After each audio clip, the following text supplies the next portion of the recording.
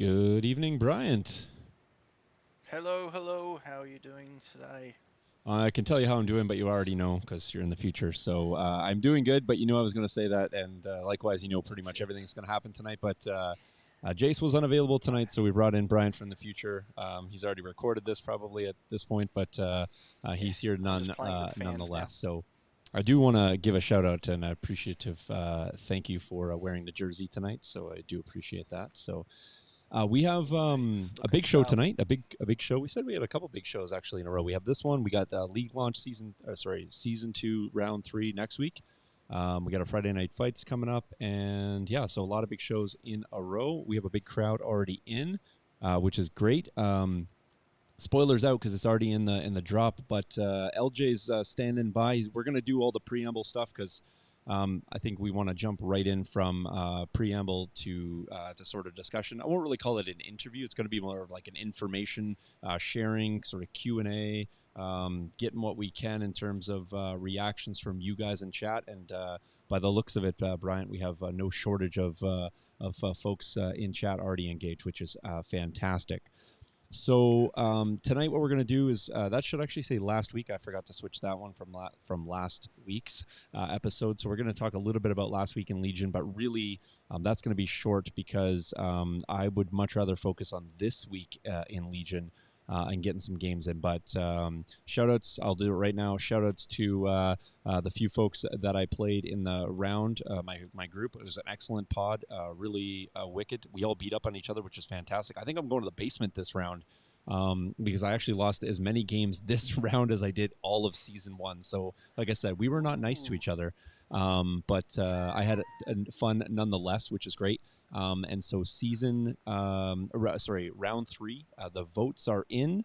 The maps are getting picked right now, and the sign up is going to close, I think, on the 22nd. I think we had slated it for. So if you're not in and you want to sign up, get there now, and then we'll do the league launch on Tuesday next week, which is huge.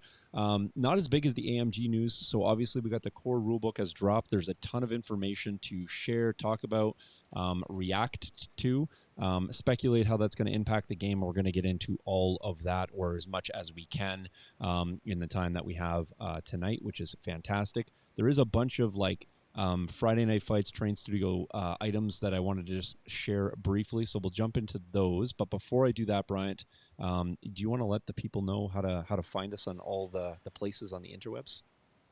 By all means. So first off, Star Wars Legion Friday Night Fights is our Facebook page. You can actually search Legion underscore FNF for in Facebook, and you'll grab us as well. Patreon, where we do share all of our lovely stuff. Shawn sharing his terrain studio bits and pieces, as well as a little bit of bling for Legion. Twitter at Legion FNF, underscore FNF, and Instagram at Legion underscore FNF is where you'll find us in the socials. Awesome. Yeah, definitely go check us out on those places. We like to share as much as we possibly can.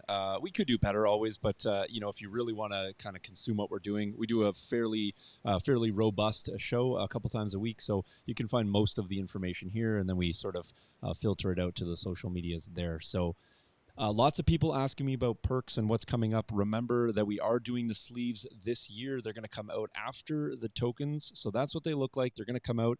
I'm not 100% sure when I'm going to do these. They're all finalized. They're at the printers. I can print them at any point.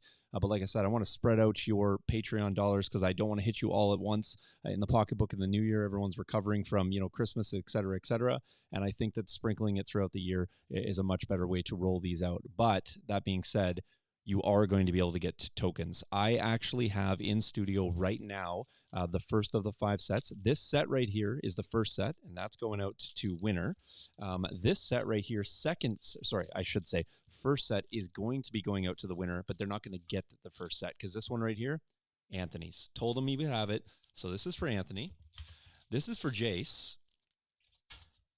These two are for me because I need all the heavy tokens. So I need 2 sets, apparently.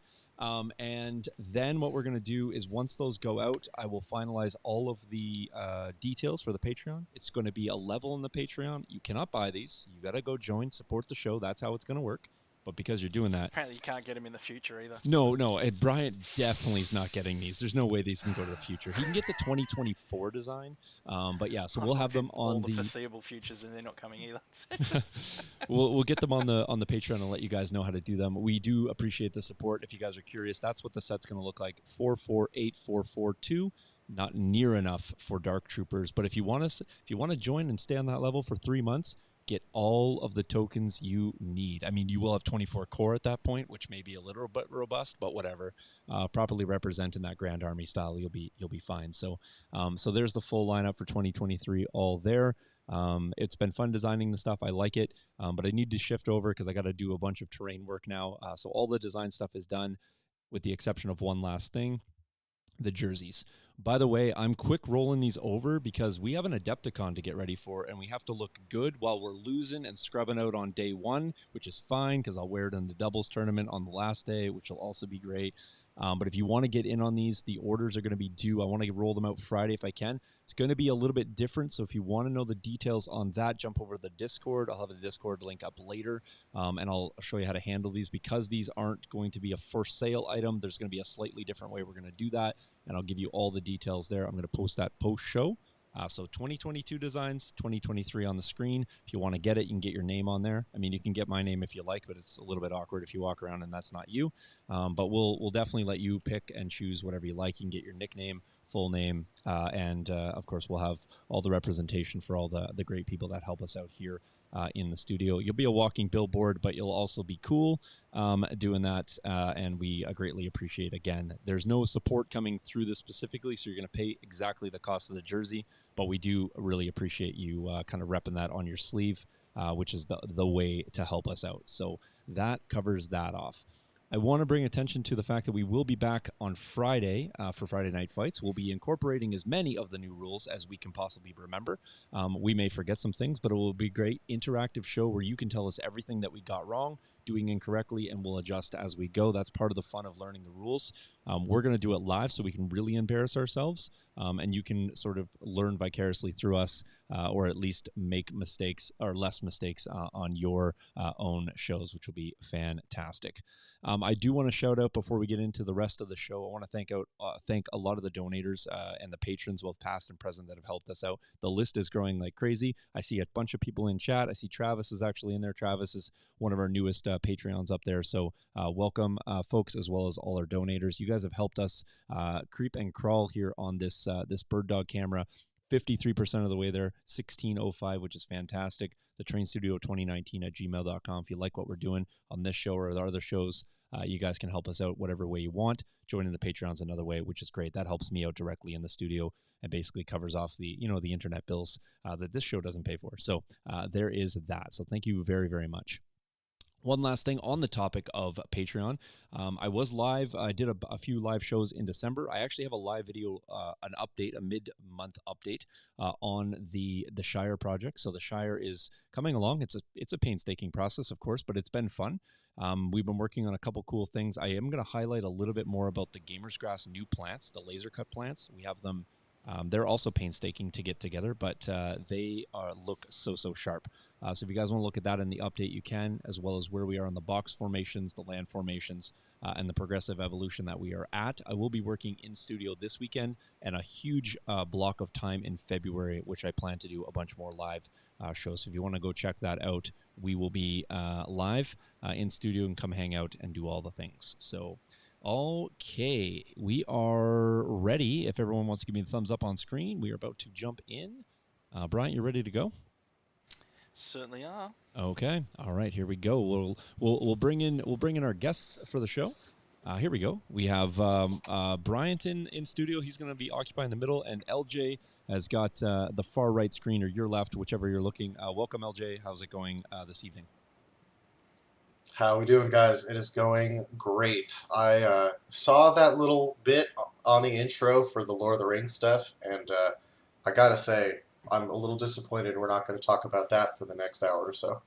Yeah, well, we'll have lots of time to talk about it. Frank, who's actually in chat right now, Hobbits for Life, right there. That is actually his project. So, while you might be interested, he is the most interested, I assure you, in chat. Second only to me. When I get to the end, I love projects. But I will tell you, when I finish them, I'm never disappointed to see them go, because I've been looking at them at that point for probably 3 to 4 months and working on them. I'm most happy when they get to where they're going intact, by the way, and then somebody else gets to enjoy them. So I'm very much looking forward to sharing a lot about that. I did not realize, because it's been a while since I've had Lord of the Rings miniatures. And when Hmm. I played Lord of the Rings, they didn't have hobbits. I did not realize how small, and I kind of forgot how small miniatures were for Lord of the Rings, let alone the hobbits. Hmm. So yeah, they're pretty Yeah, small. no, Looking I forward to hobbits are Ewoks a then, weird eh? army, man. Oh, dude, when I saw Ewoks in person at Celebration, they kind of blew my mind a little bit. Those things are tiny. Mm-hmm. But Hobbits is a near and dear army to me for strategy battle game too. I played a league with like a ridiculous like 72 Hobbit army. It was just a mass of hobbits charging across the board and throwing tiny rocks at people. That game definitely has a special place. So super cool to see the terrain side of it doing well and in the studio and whatnot. Because I will say that apart from the Legion boards at any event I go to, I make sure to check out Lord of the Rings next, because they always have fantastic boards for that game. It's awesome. This one's a bit unique in the fact that, like, because we have bag end, I built bag end basically about probably like maybe 9 to 10 inches off the baseboard. Plus, I have to then put the mound on top, plus the tree.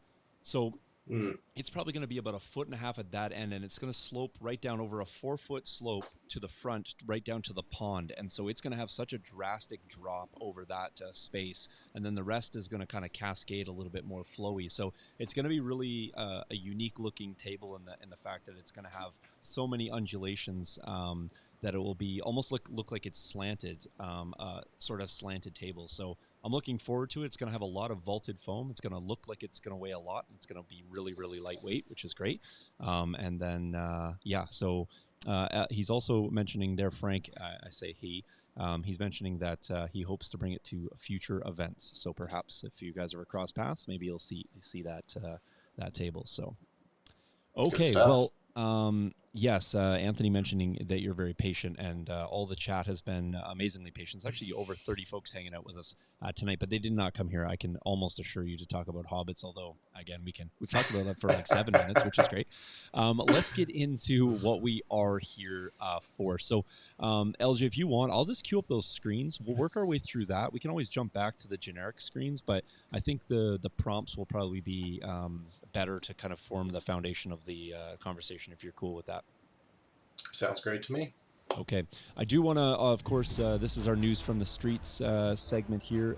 Pally does report to us. He has continued to be marked safe because we haven't seen Pally for a while, but we know he is safe, and we want to thank him for helping us out with the news segment. He's been great at kind of recapping the news for us.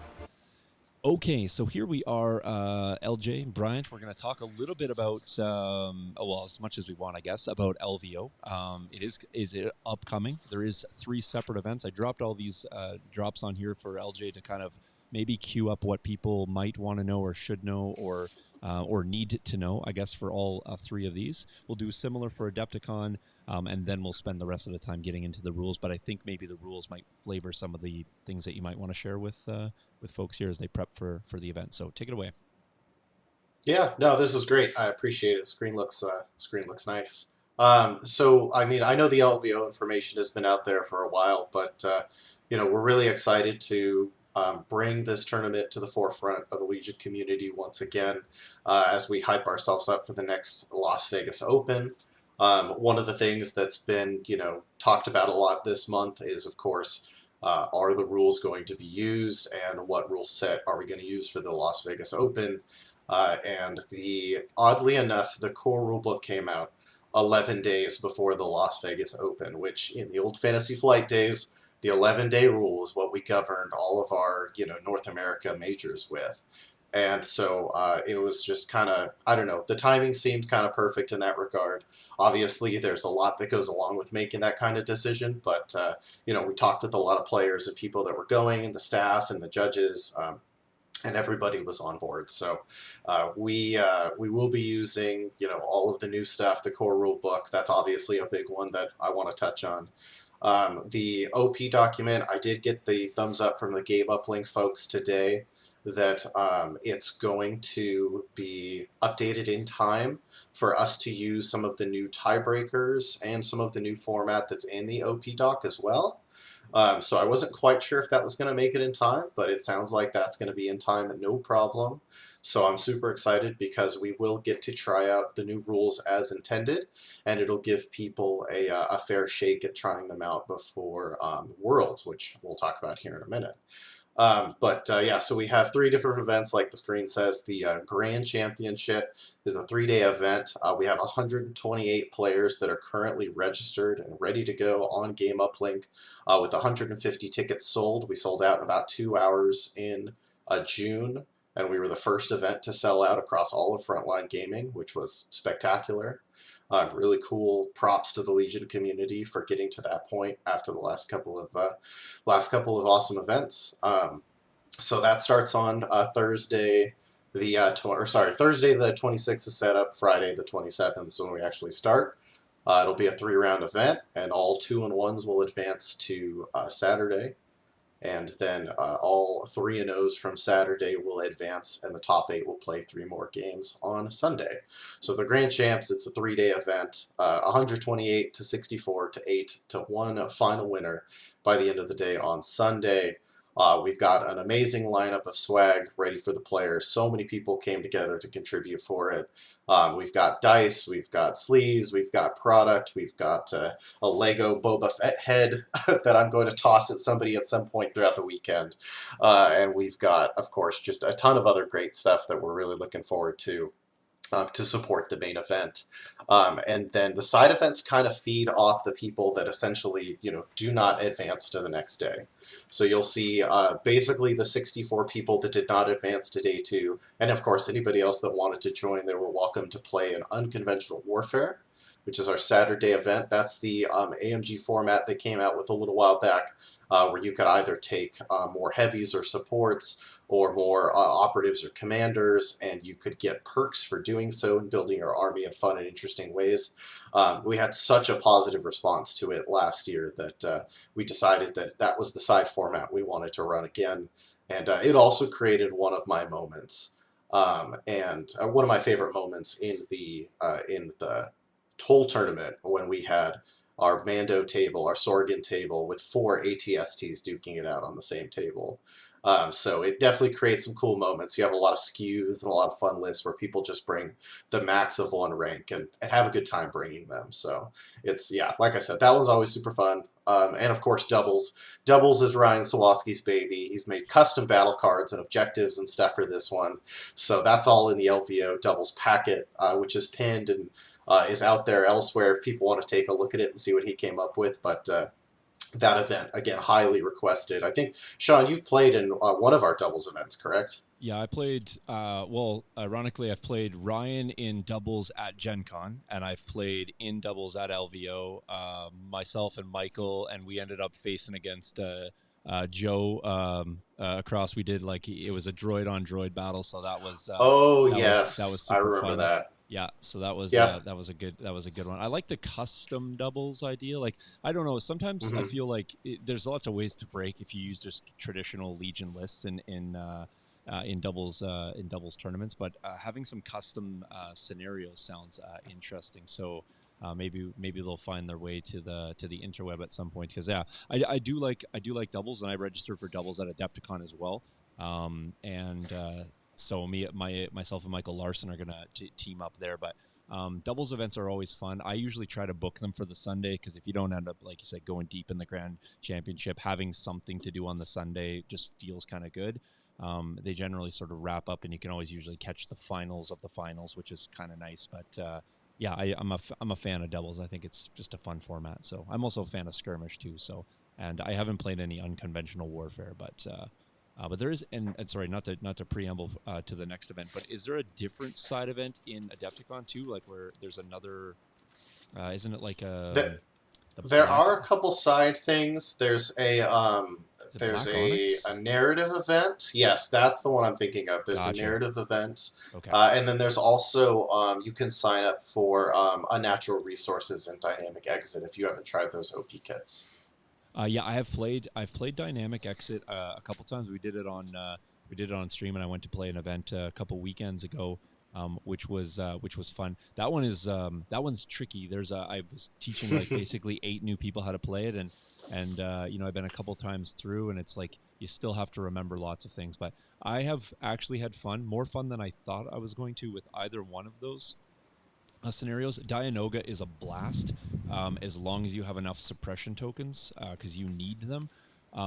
But yeah, that one's kind of cool. It's like kick the Dianoga around like a football. I like that. So yeah, it's neat that there's multiple things at these events. And like I said, I did sign up for a couple at Adepticon, depending on how far you kind of go. But having some more Legion to play is always good, I guess.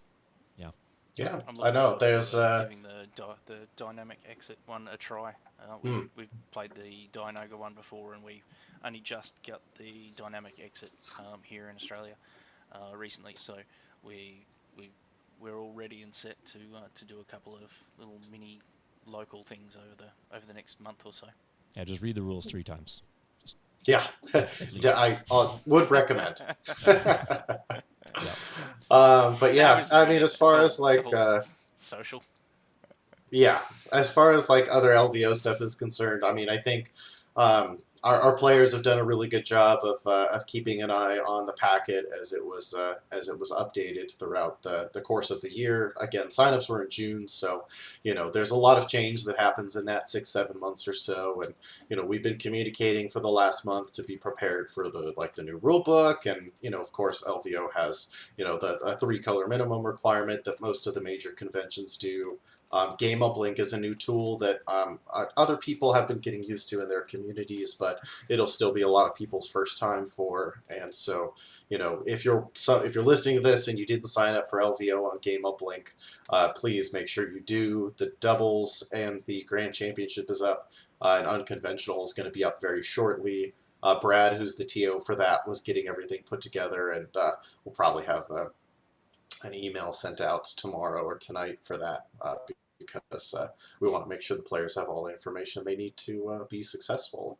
I was trying to think if there was any other updates that had come out this last week related to LVO. I think one of the bigger ones that we just made the call about this week was that because Game Uplink has lists fully integrated and very easy to view, you do not have to bring printed copies of your lists anymore. Save the trees. Okay. Yeah, I kind You can of like bring that. them if you want. Yeah, I do like that. I think Adepticon's still requiring us to bring printed copies, if I recall seeing that or reading that correctly. Well, you can correct me if I'm wrong on that, but yeah. I was going to ask just yesterday. I was hearing and reading a lot of folks talking about the sort of mystery round time, like more like it's a mystery 2 players. Will that be in existence in LVO, or and if it is, do you want to maybe briefly sort of talk about that? Because I think it's like, I think people maybe think it's like a straight up mystery, but I think it's a fairly small interval of time that is going to be either added or subtracted. So I think people can have a rough guesstimate of how Yeah. much time's actually in a round. So I'll say 2 different things there. The first is that if there's ever a conflict between the OP document and the event pack, or the Galactic Conquest rules as they're called, the event pack is always, always, always, always going to be the final say, because that is what that's the common denominator me and my players have been using to communicate for the last 6 months. And It's what people you have signed might up to notice as well, isn't that it? exactly, and that was kind of like I almost consider that to be like an agreement because that's what it says. It says read the event packet before you sign up for the event on Frontline's website. And we run a very tight ship at LVO. I definitely pride us on being able to stay within 5 minutes of what's been posted on that document, and we've done that basically every year. We've kept really tight with what's been posted, and that means that we are not using the new system that's posted in the organized play document. So the schedule in the event pack is still the schedule.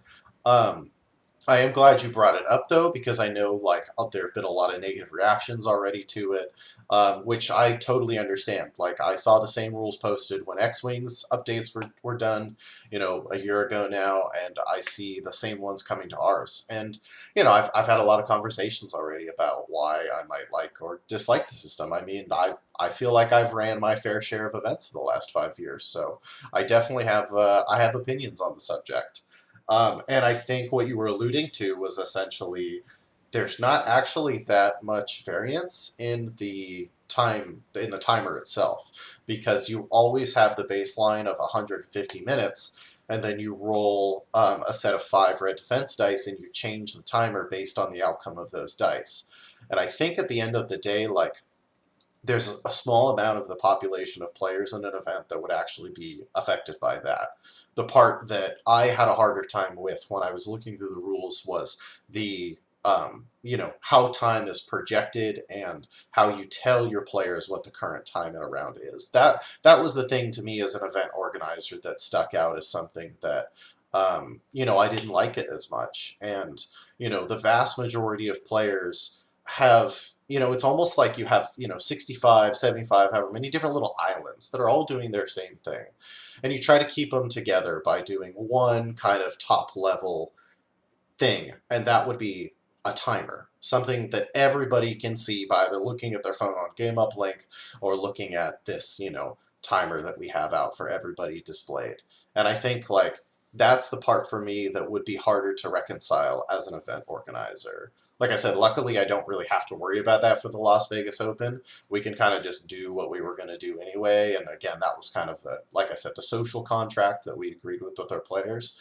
And I think it'll be a more interesting discussion when we look at events post-Worlds, because remind me to circle back around to that comment when we start talking about Worlds. Yeah, and we're as soon as we wrap up this conversation, we're there anyway. So we'll talk about Adepticon and Worlds events. So it'll be a nice segue, and then of course the 40 people that are growing in here, we'll be talking rules for sure. But these are effectively I think parallel conversations that did come out at the same time. So in my opinion, this is on point with some of the changes that we're seeing and reading about. So yeah, and it's also like a question.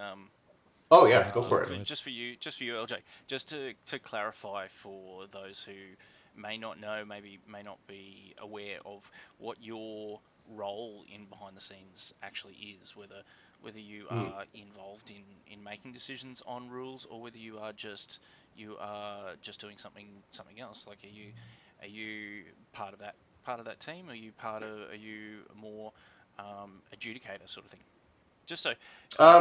I think I like that you just see me around everywhere, right? Yeah. No, I mean I think no, I think a lot of the time it's more of like I'm like somebody that's been around the game for a while, right? And so I came into this weird role a couple of years ago because Luke and I formed a really solid relationship at Worlds, speaking of, back in 2019. And it's always been more one of like, hey, we know you're super familiar with our product. Are you okay helping in this capacity? And then it kind of evolved over the last couple of years into more of a contractor relationship. So now I'm not an AMG employee. I'm actually an Asmodee contractor, is the way that it's, let's say legally stated. And that allowed me to start doing the rules forum, which is the thing that a lot of people are familiar with these days. And that is, I would say that, without going too far into details, I would say that that's kind of like a respectful partnership. I think everybody at the table understands that I see a lot of these interactions and these rules, and I'm really well tapped into the community. And I think AMG's done a really good job of trying to, use that link positively to adjust their approach over the last year or so. I think if you looked at how AMG presented media to Legion a year ago to how it is now, it has changed functionally, and AMG has used the feedback I've given to adjust how they interact with the community, which is why you're seeing more articles about stuff and less things dropped in like painting streams, because the Legion community initially didn't react very well to that, or that people wanted articles for units to come back, and I was asked, and one of my favorite things I've ever done related to the game, I was asked to start writing the articles and stuff that we now see for the units that have been coming out for the last 10 months or so, I think it's been. So, I don't know. Did that kind of answer your question about how I've kind of worked my way into... Okay. Yeah, sort of. Yeah. I mean, in the most part, yes. Yeah. So I Okay. just see a lot of people on forum, are quick to blame, are quick to blame when there's changes, and it doesn't matter what game system it is. It's gamers Oh, yeah. don't like change, and Yep. are quick to No, forget I'm shoot the not. I messenger can tell them sometimes. that I'm not. I'm not sitting there writing things here as we speak that are doctrine the next day. Like that's definitely not my role. I definitely did have an increased role with these documents, the CRB and the CRB and the OP doc is what I meant to say. And that's actually evidenced in the core rulebook. I had my name in the front cover, which is nice. Another nerd notch in the hat kind of thing. So, like I said, a little more involved as of late, which is cool. I think it's nice that AMG has seen that they can pull people they're comfortable in with to help that are familiar with the game. Obviously, that's never a bad move. Yeah, I think that is a great move. More familiarity with the game is, I think, only going to be a plus for us. So, if you're good, LJ, why don't we just simply sort of started talking about? Why don't we slide over a little bit to Adepticon, and not to take away at all from this event, but this event's going to happen, and then we're going to have another. LVO is almost in the rearview mirror at this point. It's going to happen. Tune in on Twitch. Yavin Base is streaming. Mm-hmm. We'll have the event on Game Uplink, and we'll be posting a ton on social media. So if folks are interested at this point, hopefully they know where to find us. And if not, hey, we are easily reachable, and we're super excited for that event. But I know that you guys are excited to talk about the big show that's coming up here in a couple months. Mm-hmm. Yeah. All right. So from big event, we go to big event with Adepticon. Yeah. Worlds, it's back, baby. And it's not just 8 of us this time. Let's go. Yes. Finally going to be cashing in on, I'm going to cash in briefly on the one day when I'll still be in the tournament, but I'm going to cash in on my Worlds invite, which will be fantastic. Like I said, it's fine. I'm going to do all kinds of things Legion related. So I don't think, even if you scrub out, I'm pretty sure there's not going to be any shortage of Legion players to get games in. So I think I'll get to use my models a few times while I'm there. Bryant, the real question is, are you going to be able to make it to the Worlds? No, Brian's not going to get to make it to the Worlds. Oh no! But can you just tell us who won it already? I had tickets up until last week to LVO. Timing wise for me and a few of the other boys that we were going with, we were going to go with a group of guys from down here, and a few of them had new work commitments, and I go back to work, and I've got work commitments now, and we didn't want to just go with one or two of us. So we wanted to go as a group and go as like represent Oz. And Adepticon, it was too much up in the air around that time, so we couldn't commit, unfortunately. So yes, I'm very, very disappointed, because there was a bunch of us that wanted to go to an American comp, but it is a very big commitment for us. Like you're looking at anywhere between 5 and 10K to go to America, right, for for a weekend of plastic soldiers, essentially. I mean, the math It's checks a out on fantastic weekend. the math checks out, but but either So way, next year we've got we'll start start a new donations list. gotcha. Getting Bryant to Adepticon Yeah, hey, 2024. that's right. We'll start on that. Hey, we'll start that. I think a lot of people. Hey, you made big contributions this year to the Christmas giveaway. So I'm sure we can reciprocate back on the other. Maybe not 10K worth, but we'll get you a bag of peanuts for the trip over, for sure. So, all right. So yeah, we know Adepticon's it's happening in March. I got a plane ticket. I got a hotel room. I'm ready to go. I don't have any models painted yet. I'm still undecided what I'm playing. It doesn't matter. There's models available. I just have to figure out what's going to be painted between now and then. And March seems like a world away, and it's going to be right around the corner all at the same time. So there's the Ghost of Onyx. I called it Black Onyx before, but Ghost of Onyx was that side event I was talking a little bit about. So it's good to see these side events are going to happen at these at each major. Like I said, there is a doubles tournament as well. Signed up for that. I got a few other things on the docket, but I didn't overly book my convention time there because I have never been to Adepticon, and so I really would like to take in a whole bunch of things. I've done that at Gen Con before. It kind of felt like I've overbooked myself and missed a lot of what was going on. So first time there, I didn't overbook myself. Kept it pretty light when I interact with people because again, a lot of people are. I'm not going to have been or seen a lot of these people for a while, but going to have interacted with them for the better part of 3 years now. So I'm looking to socialize and go down and shake hands and just meet people in the flesh, which will be fantastic.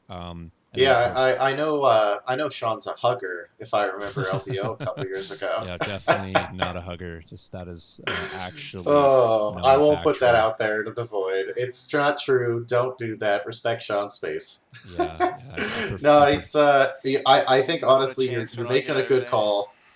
Yeah, there you go. You're making a good call by saying that though. Like Adepticon is very similar to Gen Con in that manner, where you definitely want to give yourself a little bit of time to breathe. Because I know my first one, I played 10 rounds of Legion in 3 days, and I felt like I missed most of the convention because there's a lot to see. There really is, and there's stuff you can jump into. You can do demos for games. You can, you can meet and greet. You can see vendor halls, and there's so many different games to just go look at for a while and go appreciate. We were talking about Lord of the Rings earlier. They've got some of their best terrain on display at that. I believe they basically regulated historicals to like their own space. So like all the Flames of War and all of the like World War tours and whatnot, they're all going to be in like one huge space doing all their stuff together. So like there's going to be a lot that you're going to want to see, especially if you're a first timer. So like I said, good call there. Yeah, and yeah, it's one of those things like kind of always been on the docket. Like I've hit many of the majors multiple times, but for whatever reason, I didn't really have anything to really compete at Adepticon, and it kind of fell at sort of a weird space for me. Like it's still at that space, but I've just decided I'm gonna go at that time because it's kind of mid second semester. There's a lot of for me, it's like a spring staffing time, and it's I just feel like I'm in an okay space to take the time, and I'm actually taking a good amount of time. Like I'm taking Wednesday right through to the Tuesday off, and so my travel plans will be very just sort of calm. I'm not going to be rushing on anything like that. So, yeah, Adepticon, Striker saying Adepticon has very much outgrown its space very rapidly, and I don't know if that means its current space or if it was in another space, but I mean that's probably also a sign of a good thing. So, especially coming back after being kind of away or at least maybe a minimal Adepticon. I had a ticket for last year, and like I said, something came up and I couldn't go. So, but good on Adepticon. They rolled over my money. It was the most easy rollover ever. Registration less so. I'm not sure about you, LJ. If you were subject to the queues that we all sort of were dealing with, but hopefully that's an easy problem to fix in the future year. But I got my ticket. I can't complain in the sense that just took longer than I wanted, but I got it, so we're all good. So on my front, so Similar questions to the LVO if you want to kind of highlight, because I see your name right at the bottom there. Just sort of at the bottom, I see Brad and Nima. But what are you doing at Adepticon in terms of capacity? And then similar, what do people need to know? What should they prepare for? How are the new docs, rules, etc., going to be implemented or impact the attendance of players? So it's going to look very similar to LVO, to be perfectly honest. When we were looking at putting together the schedule for this Adepticon, we basically came up with like 3 options, and we are like, all right, wherever the number of expected attendees lands, closest to one of these options is probably the one we're going to go with. And one of the other things we wanted to preserve that I touched on a little bit in the LVO part of the discussion was we wanted to keep a format that allowed players at Worlds Day 1 to go 2-1 and still advance. Because it's Worlds. We're not going to do travel groups at Worlds. This is all the chips down, all money's on the line, and if you find yourself paired against your buddy round 1, then that's what happens. And because it's such a prestigious event with so many great players that are going to be playing, we really wanted to work a format where you could lose a game and still advance to the next day. And so we just kind of backtracked to the LVO format because I had kind of already built those stops into the format with 128 players in mind. And that's kind of where the chips fell when we looked at our attendance numbers for what AMG had received and what organized play was expecting for the event.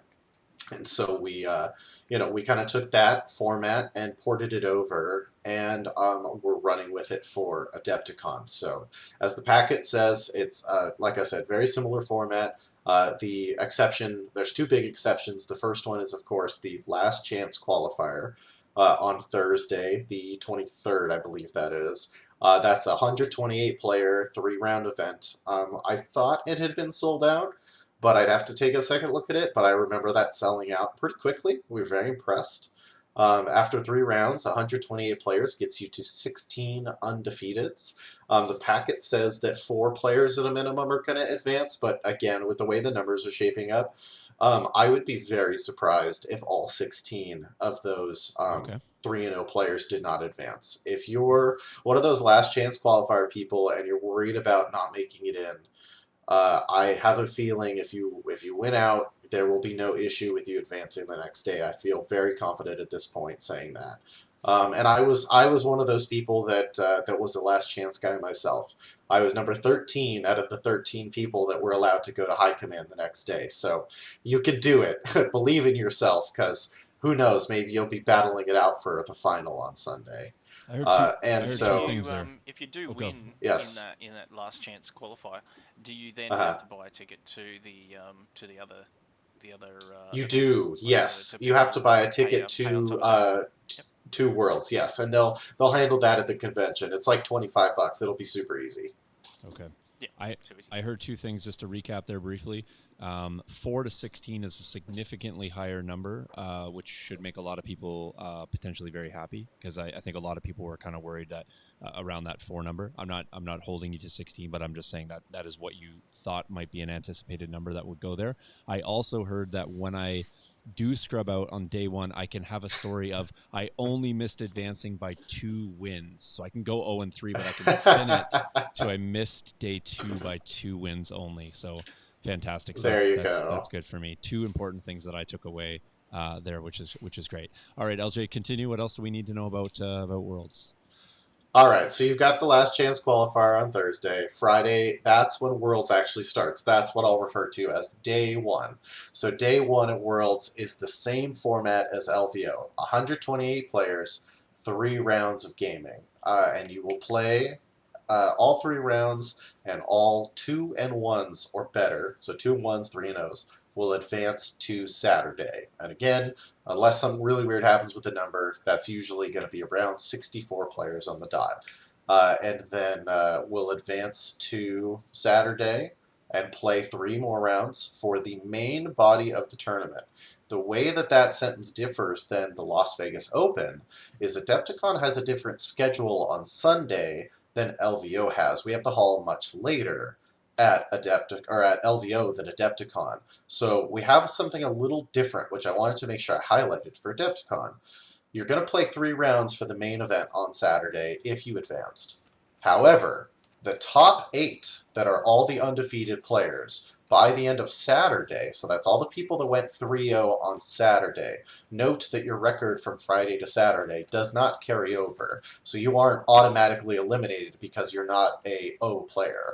Those players, and only those 8 players, will play a 4th Shadow Round, as it's called in other formats. A Shadow Round is something that is specifically meant to cut and make it so the tournament organizers can focus on a small group of people that are going to advance to the next day. So if you make it to the top 8, you will have a 4-round day. But Thursday and Friday are only 3-round days, and then there'll be 3-round days for most of the field leading into that final 4th round. For the players that make it to the 4th round, dinner will be provided by the staff. We are going to buy you food because we want you to be happy and healthy and play that 4th game to the best of your ability. So we'll take care of you and make sure you can do your thing, and you'll go until the final die is thrown, and then we will have a top 4 that will advance to Saturday, and then those 4 players will play essentially a single elimination on Sunday. So we'll be out of there around 3 to 4 o'clock or so. Perfect. Well, speaking of the there's a possible 12 games for if you're in the last chance qualifier and you end up getting to number 1. There's a possible of 12 games of Legion over 4 days. Correct. Yes, 2 people could potentially play 12 games to make it to that Sunday. That is true. Yep. That is intense. That's a lot of Legion. So it's a lot of Legion. Let's put this out there. I don't like my food touching, but I do like boiled hot dogs. So if you are looking for if you're making my meal, I'll take that and be really happy about it if I make it that far. So we'll be fine. Noted. Setting the bar low. You are in the city for hot dogs, but they might slap me if I mention boiling there. Yeah, that's fair. I'm prepared to do that. I think I'm gonna the smacking as my trip's gonna start at TSA as Pally's pointed out here. I've had some difficulties traveling to the US apparently. So. Chef on the... Yeah. But warm weeder water there. See, these people know. These people know what's going on here. That's the condiment right there. So just to clarify in my own brain, draws will not be part of this format. Is that right? So the draws that are kind of mentioned. At this point in time, we have not made a call in that direction one way or the other. I know that with the 2-in-1 format being a thing, that may cause somebody to consider that for the Friday event. I will say that there will probably be some sort of the pairings will be based on the 3-0s versus the 2-in-1s kind of thing. Mm-hmm. So, if you want a chance at playing a quote-unquote weaker opponent, it's definitely something we don't encourage, and there will definitely be other things that will be enforced depending on what the final call is there. I know John is kind of making his decision this week. I think he kind of wants to wait to see what LVO does because, we've been playing off each other a lot as events. So my assumption is that LVO, if LVO is able to use everything in the OP doc, you will probably see a good amount of that translate to Adepticon. The big glaring exception is, once again, round timers. Round timers are in the packet, and we expect to stick to those timers again at Worlds. At this point in time, and again, this could change in the next 2 months, but at this point in time, we are currently using the times posted in the event packet for Legion Worlds. That has been something we have already discussed, and I will note that this packet had to be approved a while ago. Not like months and months ago, but, let's say a couple weeks to be safe. It was agreed upon that those things were okay, with all parties knowing a new OP document will come out. So take that information as you will. Got it. Okay. Well, so maybe some more information to come. This is what we have right now. We operate under what is posted right now as that is the best information we have. Okay.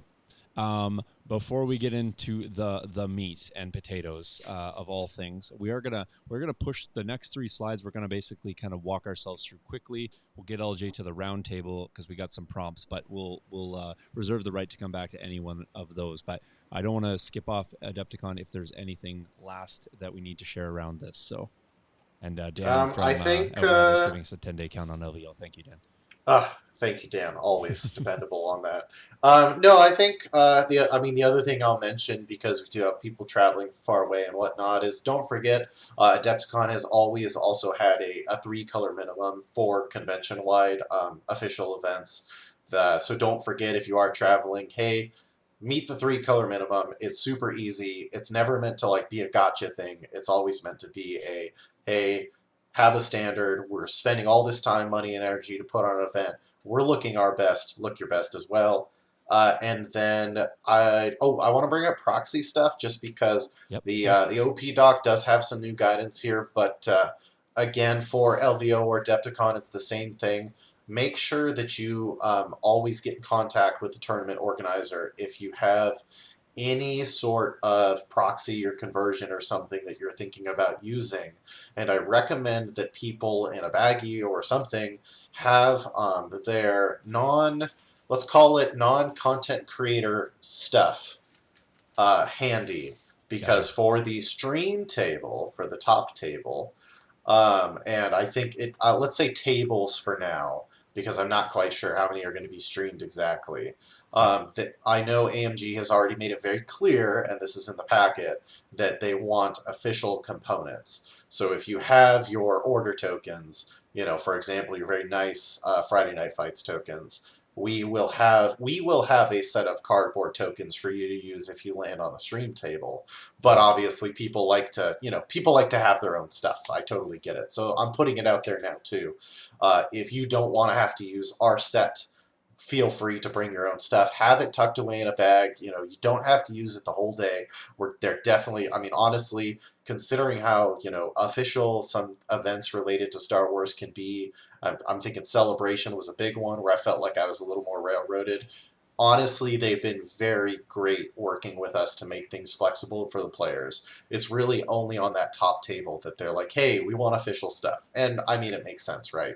It's their representation of the game to the world. Your stuff looks very nice, Shawn, and I think it'll look great on a stream. I'm sure there are other custom components that might look horrendous if we tried to put that on the live stream. Right. Yeah. Well, we make our stuff to look good on live streams, so it just happens to be our own. So, on that topic of conversations and knowing what can or can't, J-Rod's got a question here. Is there going to be an email or just contacting through the Discord around model conversions and verifying? That's good. Good question, J-Rod. I like that one. I think we might have lost you there, LJ.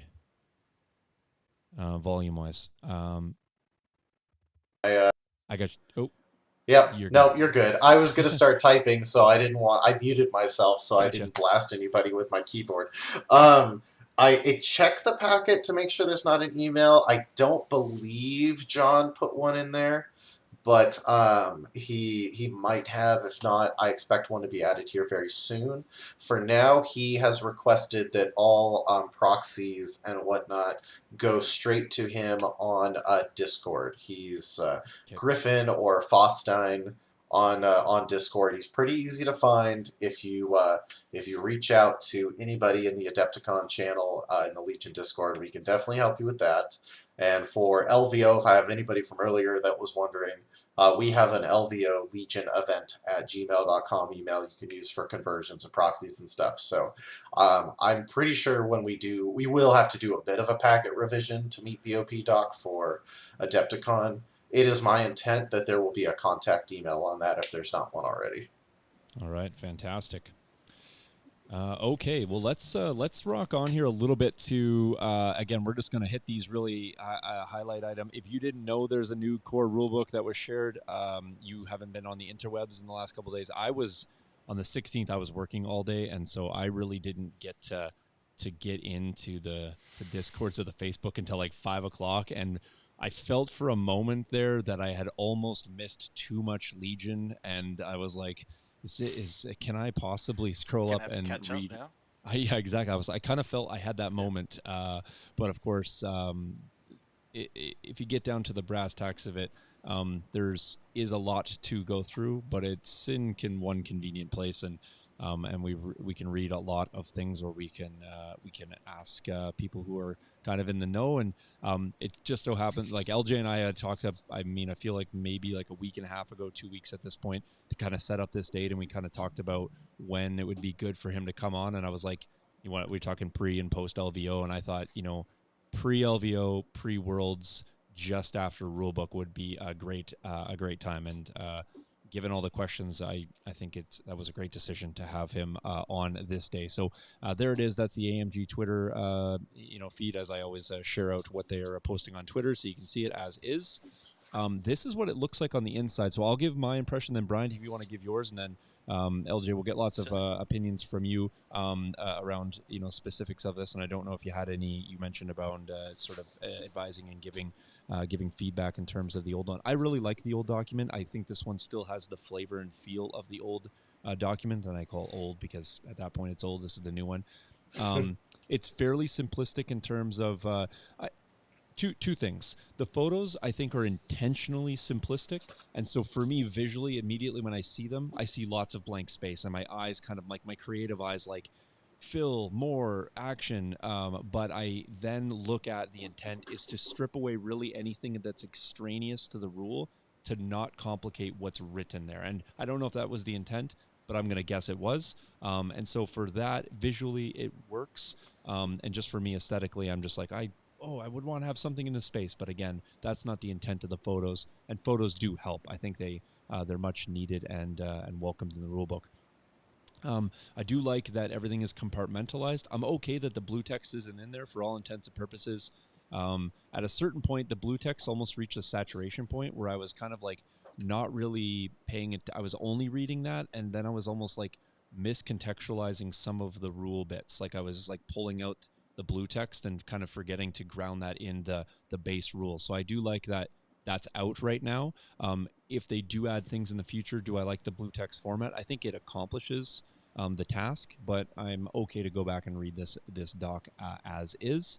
And again, it has that same look and feel that I was used to. So for me, it's just one more thing to review and read. It doesn't strike me as being overly complex or really kind of a new format that not only am I needing to learn new rules, but a new format. The format feels very familiar to me. So that was my sort of takeaway. And we'll get into the actual rules themselves, but fit and format, okay, works for me. Bryant? For me, I have gone through and covered a good portion of it, but I haven't been able to get in. Like you, I got to it last night. To be honest, for me, I'm here midday, early afternoon. I got to it last night and went through things. Um, the first part of the day, I just did not get a chance. I love the format of the first half. Um, and I'll say this, as I've said before, AMG do fantastic models. Um, they are definitely on a steep learning curve as far as marketing, and it's good to see that they are learning slowly, but learning from some of the speed bumps and rocks that they hit on the way. But as far as wording rules, it's not their forte. There is rules in there that some of the wording is just confusing and um, leads to confusion and leads to a lot of the comments and things that we've seen online, just because things that have been changed really didn't need to be changed where the intent was still the same.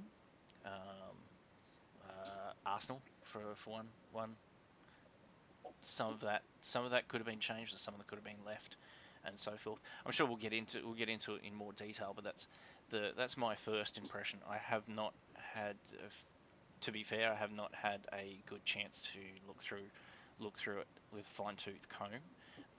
But the bits and pieces that I've tried to go through, I do miss the blue writing.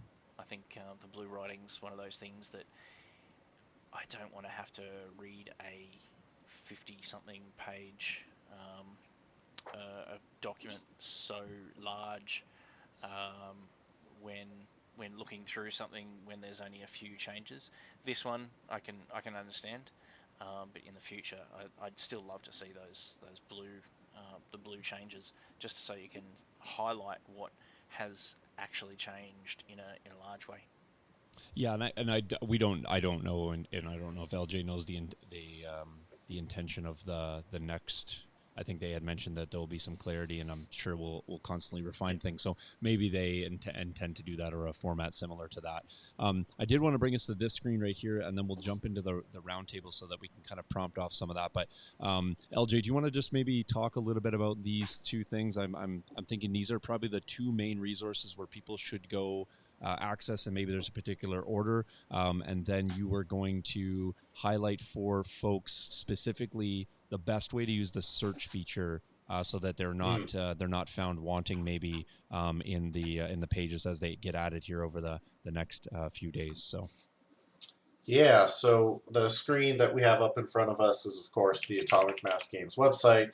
Um, if you very simply go to the AMG website, right now you'll see there's 4 big buttons, one for each of the core games, and or core Star Wars games, I should say, and you'll go to Legion and find exactly what you posted, which is those are kind of like your core documents, the core rule book, the points update, the errata reference, and the Galactic Conquest rules. So fairly easy to find there. And then you go ahead and go to Atomic Mass Games, forums.atomicmassgames.com, and you've got, of course, all of your uh, rules forum stuff. And so for the rules forum, it was very much designed to be kind of a complementary tool, not an overriding tool. And as the RG started to show its age and whatnot, we got more and more of the change thread stuff, which is, that was a lot of people's kind of sticking point with it. One of the beauties of like the core rulebook is that we are able to provide and publish those fixes in a much more rapid manner, because the RG was like 90 PDF stapled together, and if you move one thing down, you had to move everything down. The core rulebook is a lot easier to edit, and to your point earlier, Brian, I do want to mention that AMG uses blue text for all their other games.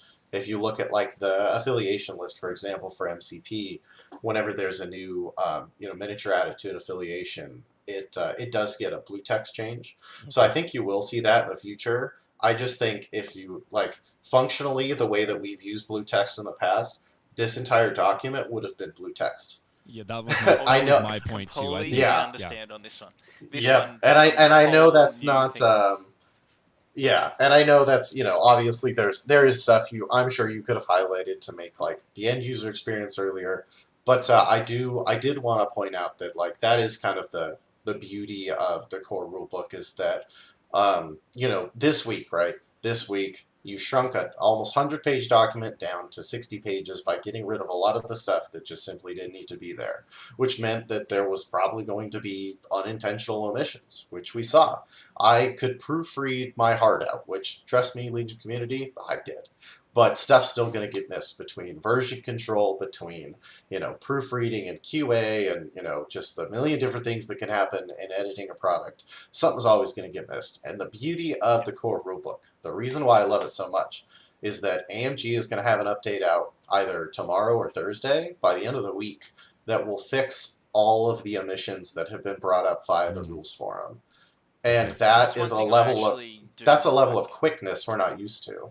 I agreed. That's one thing I noticed not too long ago. I can't remember which one it was, but for me, I don't have an issue with if there's mistakes in there and they've been made and they're listened to and then they're brought out going, hey, whether it can be done in a different way, or I'm not sure, advertised saying, hey, this is what we've got, and this is me spinning this off the top of my head during a conversation. This is not an actual hey, it should be done like this. But if there's a way of saying, yep, this is like, get the general public is aware that there are issues with certain wordings and stuff, and then it does get picked up and fixed or reworded so that it's more understandable in a short frame of time.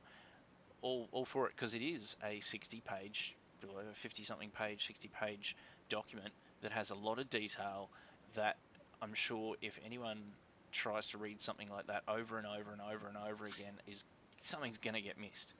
Um, and listening to the community and then changing that is great. If there's another one if it's going to come out and go, yep, this is going to get adjusted. Yep, we've heard you on this one, and in their media saying, yes, we've heard you on this one. We agree with you on this one. Here's how we're fixing it. Um, then fantastic.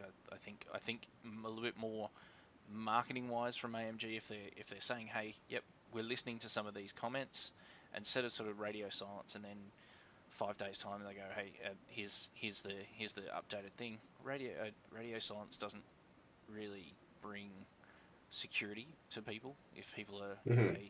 and this is just my view. If they say, hey, we're listening to you, we're going to update these, um, or we don't agree with this, or we don't agree with that, but we're going to update the wording in this for the intention that it was providing, then fantastic. Yeah, Yeah, I like the and tweets. I like their tweets, and so if that's how they came out, yeah. that would be my consumable format. I'll be like, oh, good, I'll go check that out. But I'm not to jump in there. I just was going to say that when something does come out, I guess I would really love that my first source was actually AMG that told me that via my Twitter or whatever, as Mhm. opposed to I get it on another social. So because I track that, that's kind of that's how I keep track of what they're doing. Yeah, and I think you're going to see. I would hope, because obviously I'm not the person writing the tweets. I think when it does drop here in a day or two, you will hopefully see like, hey, you know, we have applied the fixes brought up by the community, unintentional omissions, etc. And as long as that's the verbiage surrounding it, I think we would all appreciate it. I think that you can never go Yep. wrong doing something like that. So I agree with both you guys for sure. I hope that that's the way it's worded. I know that you probably won't see these changes just because we just brought it up. You probably won't see these changes as blue text changes if it's an omission No. and it's not an actual change.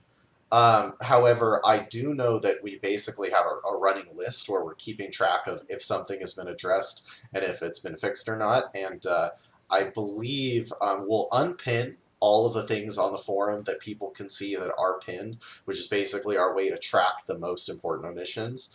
And it'll just be the welcome and then the, hey, here's the change log we made this week because of your Yep. things you put on the forums. I And if we actually Like a start like patch getting note that in kind a of game. touch feedback, yes, exactly. And that was what we kind of envisioned as moderators. And AMG was like, great, let's do that. And so like that, again, like this is why the core rulebook is a really good thing for the game, because it will allow us to do that. And that is really Yep. great for us long term, for sure. okay. Yep. And it's good Because to I hear that the fact that changing a PDF document, like the knowledge of changing a PDF document, isn't just changing one page, it's changing 40 pages below that one change if you have to Mm-hmm. make something and at one sentence out. It's formatting, it's all sorts of stuff that you have to go through. There's processes that you have to go through, but it's fantastic to hear that would change, and it's the forums and the FAQs are being listened to, and then it's making a change. Yeah, and Because the that way wasn't that this that wasn't relates to happening what before. yes, for sure. And the way that it relates to what Shawn put on the screen is the tool that has made this possible is, our own internal workings and the feedback from the community. And so the other thing that Shawn put up this on the screen, the rules forum, the thing that I want to make sure people are getting a little bit more familiar with how to do is, of course, using the search function. So I have a couple different stories to illustrate how and why or where you should use the search function. When you look at the forum and you see the search bar up there in the top right, you can even kind of see it on the screen. If you just type in a term or whatever there, it will give you everything related on the entire forum to that thing. So let's take an easy example. Force push. If I type in force push in that search bar, you're going to get every question related to the word force in all of the Star Wars games, and then you're going to get everything related to push, which is a big MCP term, and of course how it relates to our games as well.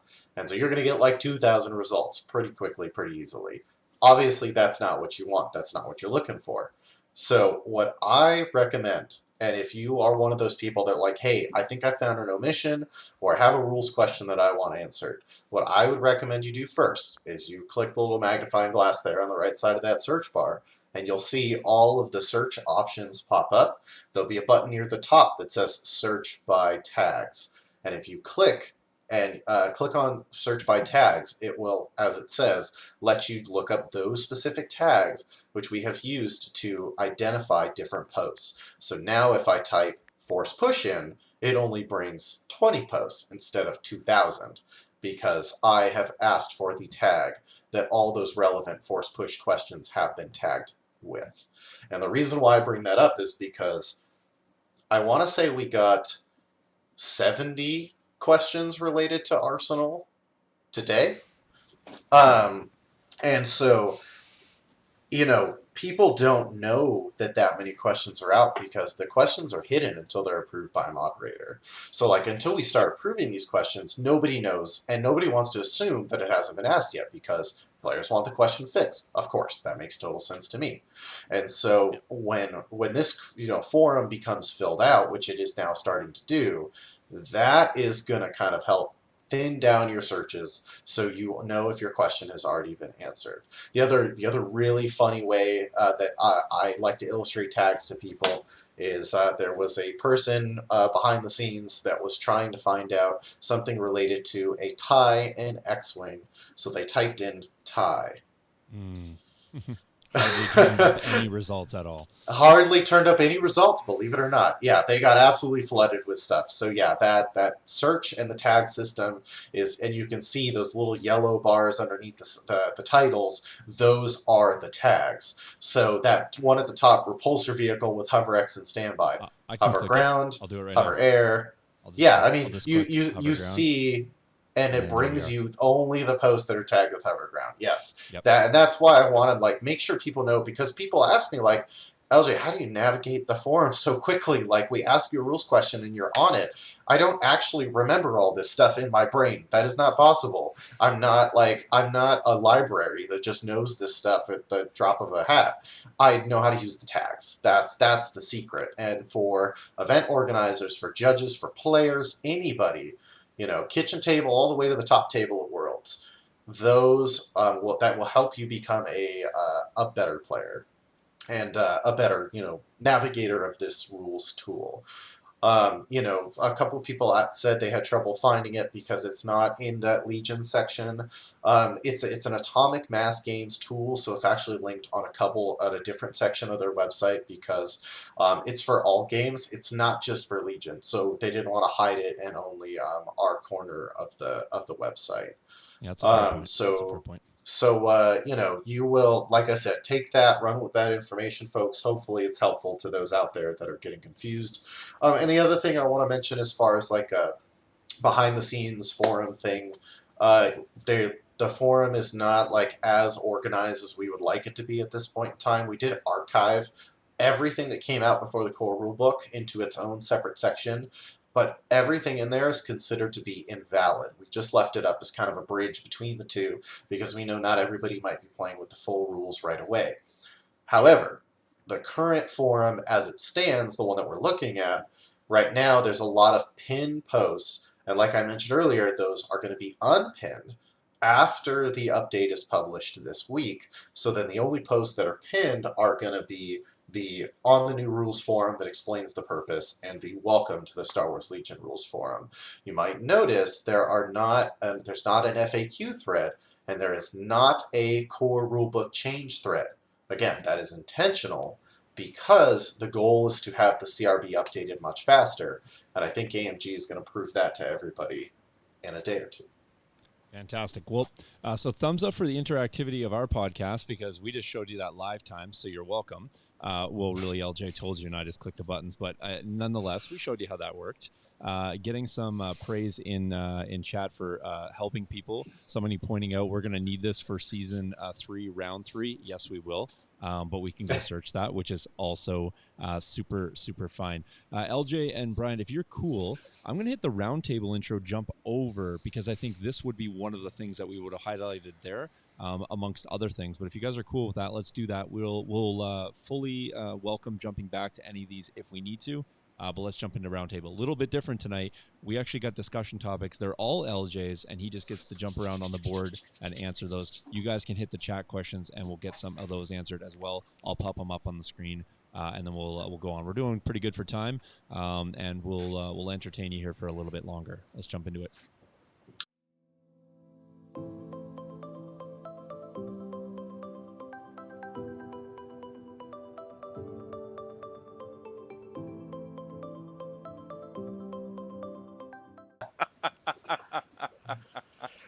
He's one of our local boys. And, oh, gotcha. Yeah. Okay, sorry.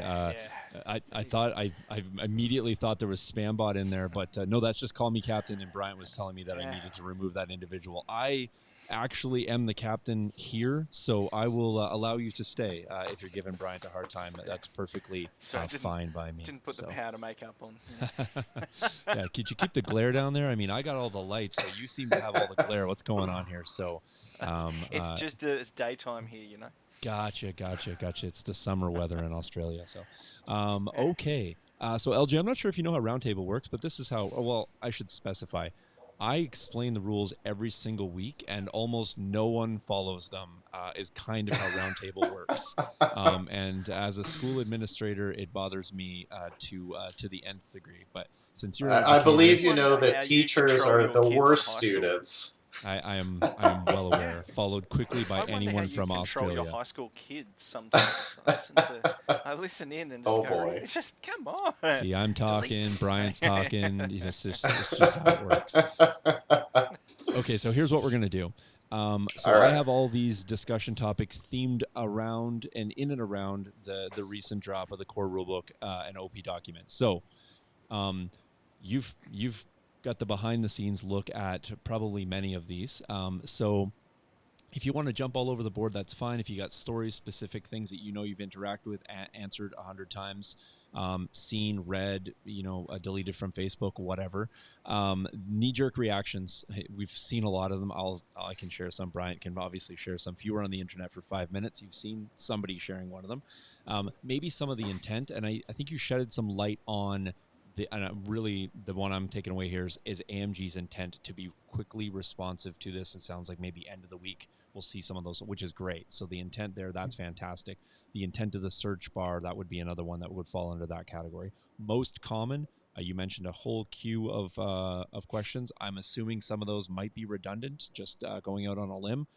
Maybe you could talk a little bit about those and share some of the most common things that people should know, or maybe have missed in the rule book. Expectations, predictions, that can fall into events going forward, what you think about the game, how these will impact that. And my favorite one that I put in here is just quick, yes, that is what it says, and no, you can't do that. Because I've seen a lot of people really trying to stretch the fence on some of this stuff here as well. I can't find the white pages, only their website. Is he referring to the... I got you. Easy.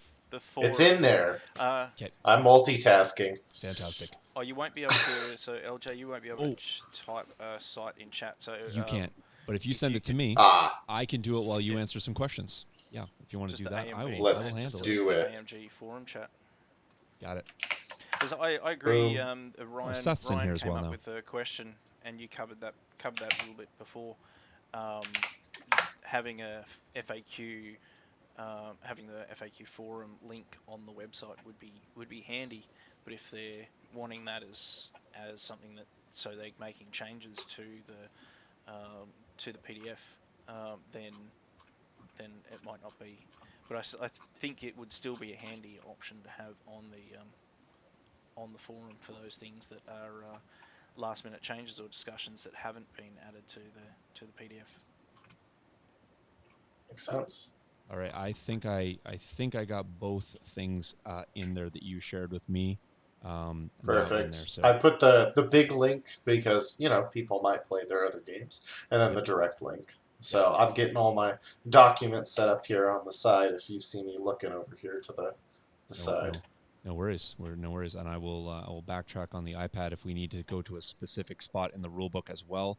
I can try to do that as well. So, all right. Well, I guess maybe let's start wherever you want. The big board is your option. If there's some great stories to share out about maybe some redundancies, that'd be fine. And I think maybe some people might have some actual questions, and I'm not sure if you'll be able to answer them all, but if you're open to them, we can ask people to put them in chat. Okay. All right. So, I guess I should ask, is there anything in particular that you wanted to start with? Because there's so many places this conversation could go. Or is it just my things that people should know? You could do that one because that would be most. I think that falls under the most common. Like, hey, this is in the rule book. If you are not aware of this, this is a significant thing that is going to come up all the time in your games and is drastically or maybe different enough that it's going to impact your stuff. So, yeah, I think one of the biggest ones that people might miss on an initial read, and this comes to mind because of the tournament stuff, is going to be that your battle cards are not hidden information anymore. Okay. And that has some implications. It might, I think honestly, when you look at most lists, you can probably guess the opponent's battle cards. But I think honestly, like when when you're going to a tournament, that might not be something you had thought of. Maybe you shared them anyway, maybe you were doing, but that used to be secret information, and now only command cards are secret information. That's one that I think is going to maybe shake a couple small things up here at the end of the day. Nothing huge, but definitely could be something. Okay, That's I like that one. Definitely going to change the decision of whether they want to play blue or red player as well. Okay, because at the moment that's one of those things that they. Yes, I've seen that discussion come up a lot, and I think blue player bidding for red is more of a thing than people might have used it as a tactic in the beginning. And I was kind of a red player all the time thing, so it really wasn't something I was thinking about until someone pointed it out. Yeah. And that's something that I think might actually become more common, partially because of that. Yep. Right. I agree. One thing that's been asked here, I'll share it, and maybe you can give some, because I've seen a lot of discussions around this. But can you clarify for all the folks around when you are checking for panic, and whether it's a constant, whether it's a post activation, whether it's end of turn? What do people need to know? I thought.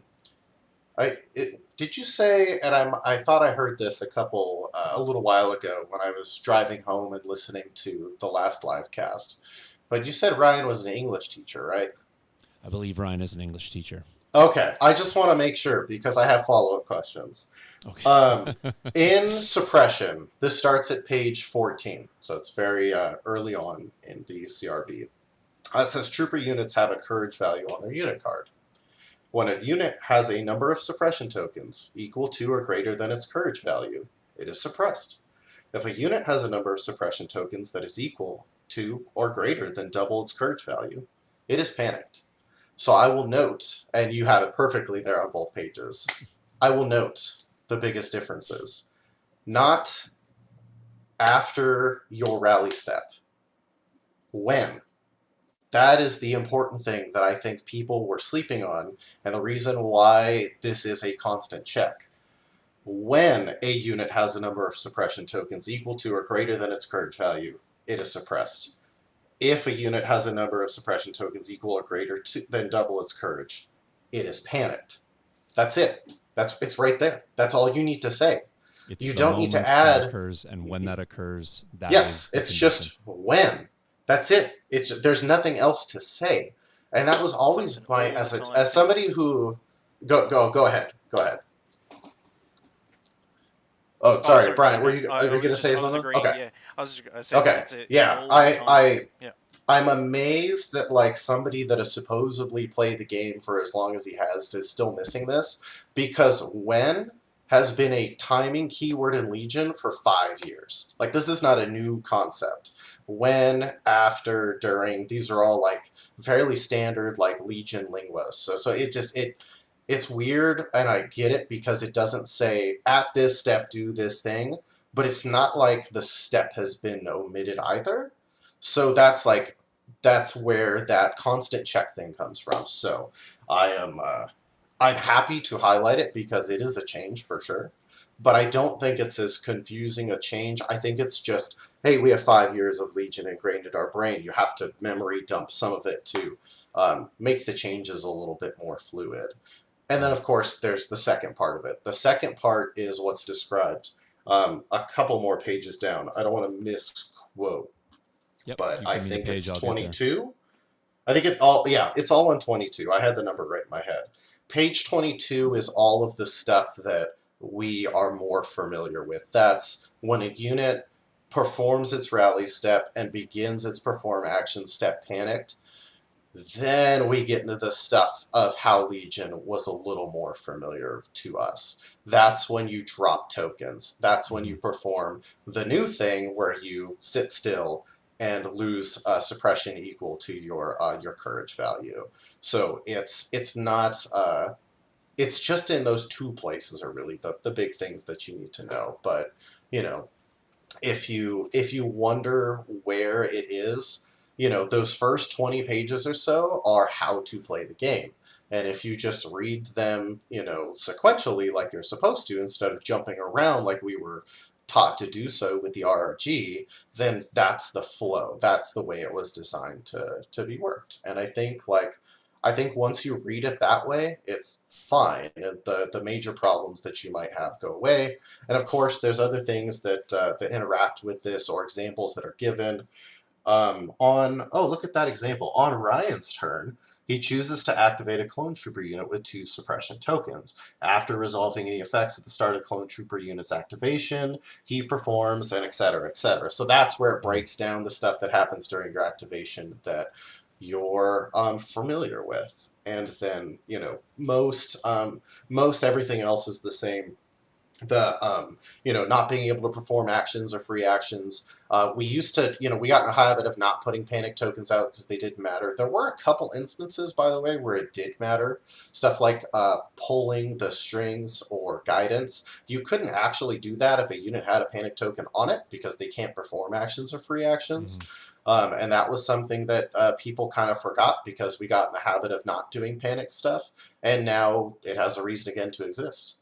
The only other mention of panic, which again, to me, it made sense that it was at this part. I know not everybody learns the same way, but again, to me, this kind of made sense. I'm looking for the exact page because, again, I don't want to misquote, but when we talk about scoring, that's where it talks about units that are in a panic state not counting for scoring purposes. And that, of course, matters for stuff like intercepted transmissions is one of the big ones.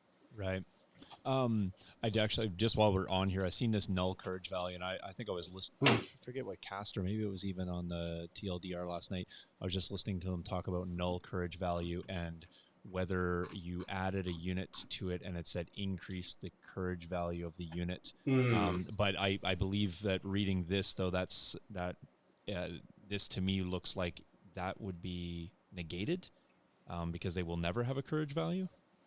Yeah, I mean, it's I think the idea behind that would be, no, they don't have anything to add to, which is why it's, null, not other verbiage that you could not use like that zero. could confuse that equation. Yeah. Exactly. Because, if you look at it from the perspective of a math person, 0 plus 1 is 1. So then there would be a tangible outcome. Yeah. I actually, don't everybody do this at once, please.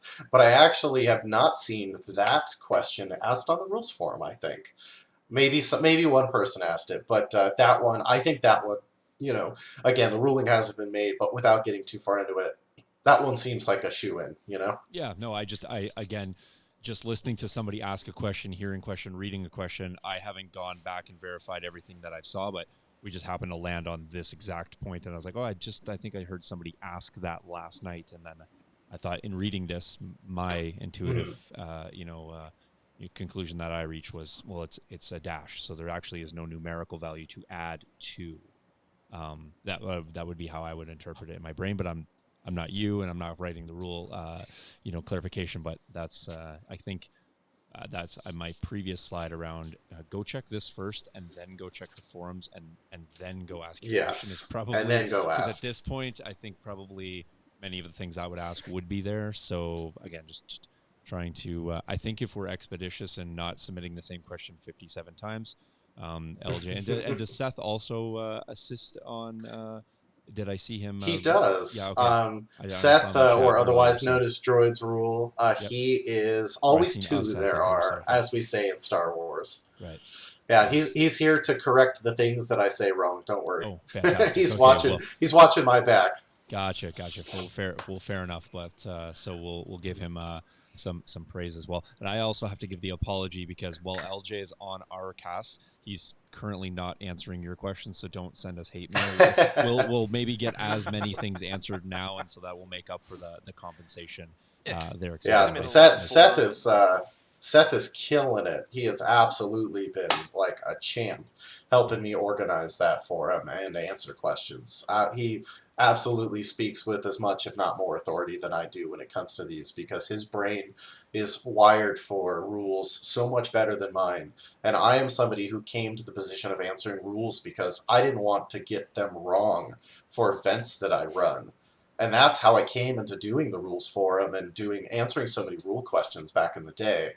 And now it's led to this where I'm so familiar with them, it's just secondhand knowledge. And he's one that's like, his brain is wired for this, so I do want to hit up a couple. Yeah, I was gonna say there's a plethora in here. You name them and I'll pop them on the screen so that people who are watching. I see a couple. I see Anthony Allen. Yep. Anthony Allen asked, Commander Vader can't lose a standby because he can't get suppression.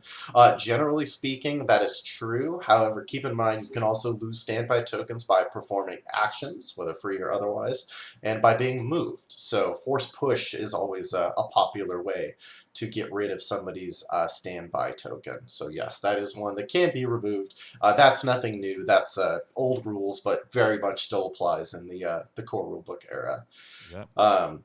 Andrew asked, is jump still a one-time use per activation right below him?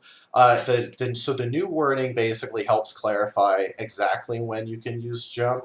The thing that I think people are forgetting to apply, and when somebody pointed out to me, I totally understand. I could see how you could do that. Don't forget that you can still only perform an action once during an activation that's not a move.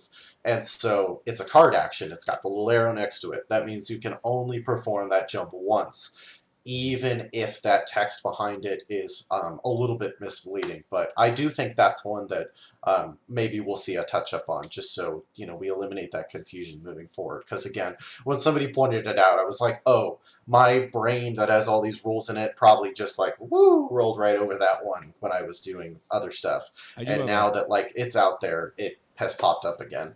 I do have a question just around that, LJ, on the movement piece. So we were kind of speculating around how that works. So let's just say there's a wall that's clearly taller than a silhouette and is less thick, less in depth than the speed one. Do I have pseudo jump now if I can move from one side of that clearly to the other side of that tall wall just using a speed one move without having the jump keyword? I think it depends on how you define the terrain in the pregame discussion. If it's not impassable, let's just say as long as it's not impassable, you should be good. But I would probably have to double check just to make sure I didn't forget anything there. That's fair. But I think as long as you didn't define it as impassable, I don't think that's a big issue. That should just be a move over and you're good to go. Yeah, it would be similar to like the old premise where you'd move and have to like clamber to the top of it, and then you'd have to use a second clamber or climb to get down. So it'd be kind of like a piece of terrain that clearly you had to go up and over. You could place at the top, but now with no overlap, I'm just thinking about, for example, I'm thinking about Imperial terrain, some of their walls. they're thin enough at the Some of the top where walls, you yeah. can place a mini, but it would overlap, so it would define the overlap rules now. If it wasn't labeled as impassable, I'm just thinking the only way to get over that would be to use a speed one. I'm just curious if you could or couldn't do that. So we Yeah, could ask and that in the standard area. Seth is pointing out basically the verbiage there is that there are things that wouldn't trigger because you're making a climb move and not a standard move, Yep. but you could get over it is the bottom line, that's nice. Okay, fair enough. Yeah, that's kind of how I was believing that. So we were kind of like walking theory crafting before it dropped. We kind of thought we could do that. So yeah, fair enough. Well, I don't want to dominate the conversations, but I was just relevant to the jump question. So just going back up in chat here. There was one by Michael Smith around considering if a unit is lower than another unit from top or the bottom of a model's silhouette. I'm not sure if you saw that question. There it is there. Do you consider if a unit is lower than another unit from the top or the bottom of a model silhouette? I'd actually have to dig that one real quick. That one I don't know off the top of my head. Okay. And again, maybe the steel trap of Seth will enlighten me here in a moment, because I don't remember that one off the top of my head. That was the weirdest thing too, has been answering rule questions for the last month with like essentially 3 different rule sets in my head at the same time. That Good would stuff. be without like accidentally maybe giving something away, like using a new interpretation for a rule that wasn't yet released would be Yeah, would be like, wait a tricky. sec, was that how it worked a month ago, or is that how it's working in live, or is that how it's working? Yeah. Check. That's totally a thing that happens. Here's a question for Vera just we? around the searchability of the archive forum. So I'm not sure if you want to touch on that or are able to, but Yeah, so the archive forum is right below the current forum. It's the one that says Star Wars Rules Question Archive. That is totally searchable, but don't forget the README at the top very specifically says, as of this posting, all rulings on the board are considered invalid. So do not use those for games that are governed by the core rulebook. Again, if you're still catching up, you're not ready to jump right into the core rulebook, and you're still using RRG stuff, then that's why we left that up there, so people could use it and could be familiar with those rules. I will say that in a lot of cases, I wouldn't expect a lot of those rulings to change, but I would take a second for a lot of those old rulings and see how they stack up against the core rules book, because there was a lot of stuff that was changed in the core rules book because of the forum. Obviously, a good example is like the RRG change thread. A good 70 to 80% of those things are just straight up rules now, like being able to put objective tokens on barricades, such as like key positions. That was something that the RRG change thread did not allow because we didn't want people moving them with other game effects and whatnot. There are certain things that like were most definitely brought over. So like I said, I would recommend you look at the core rulebook and see if it is addressed in there. The core rulebook and our rulings from the forum have taken a very rules as written approach. There are things that will probably change. I don't know if I have great examples off the top of my head, but there will probably be a thing or two that will change from how it was ruled on the forum, because ruling it the way the CRB reads is more consistent. And I think that's another thing that will make the players happy in the long run, is there will definitely be things there were things that we answered on the rules forum that felt like a change in rules as written, and that's something we definitely want to go away for in this the core rulebook era. right. Bryant, did you have any sort of in your first glance through any questions that were kind of needing clarity for you, or things you came across that you were real happy with, or? I had a discussion with Aaron last night, a late night rules lawyer discussion, and went through the panic, the panic timing. I don't. It's not something that we're really confused with. It was just more of a whether I liked the fact that panic can get taken off at the end of. So once a unit has activated and is in panic, uh, is still panicked, Yep. and then taking that suppression off at the end of their equal to the courage value, and then coming out of panic at that point they're still they are then still active on an objective instead of being panicked until the end of the round or until the next activation or so forth. Whether it was an agreement, whether I liked that or not, I'm still up in the air. I didn't. It's not that I don't understand it. It's just more that whether I like it or not, is something I think. If you are panicked and you're not running, and the detriment of running is not there anymore, then whether you should be panicked for the rest of the round or something have a hindrance there. I don't know whether just losing your activation is a big enough hindrance.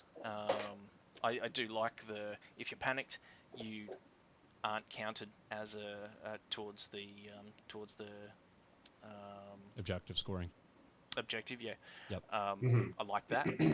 Just the length of time. I'm a bit up in the air about whether I like it or not, to be honest. I will say one of the. Oh no, finish. No, I was gonna say the other major one for me is which I'm sure will get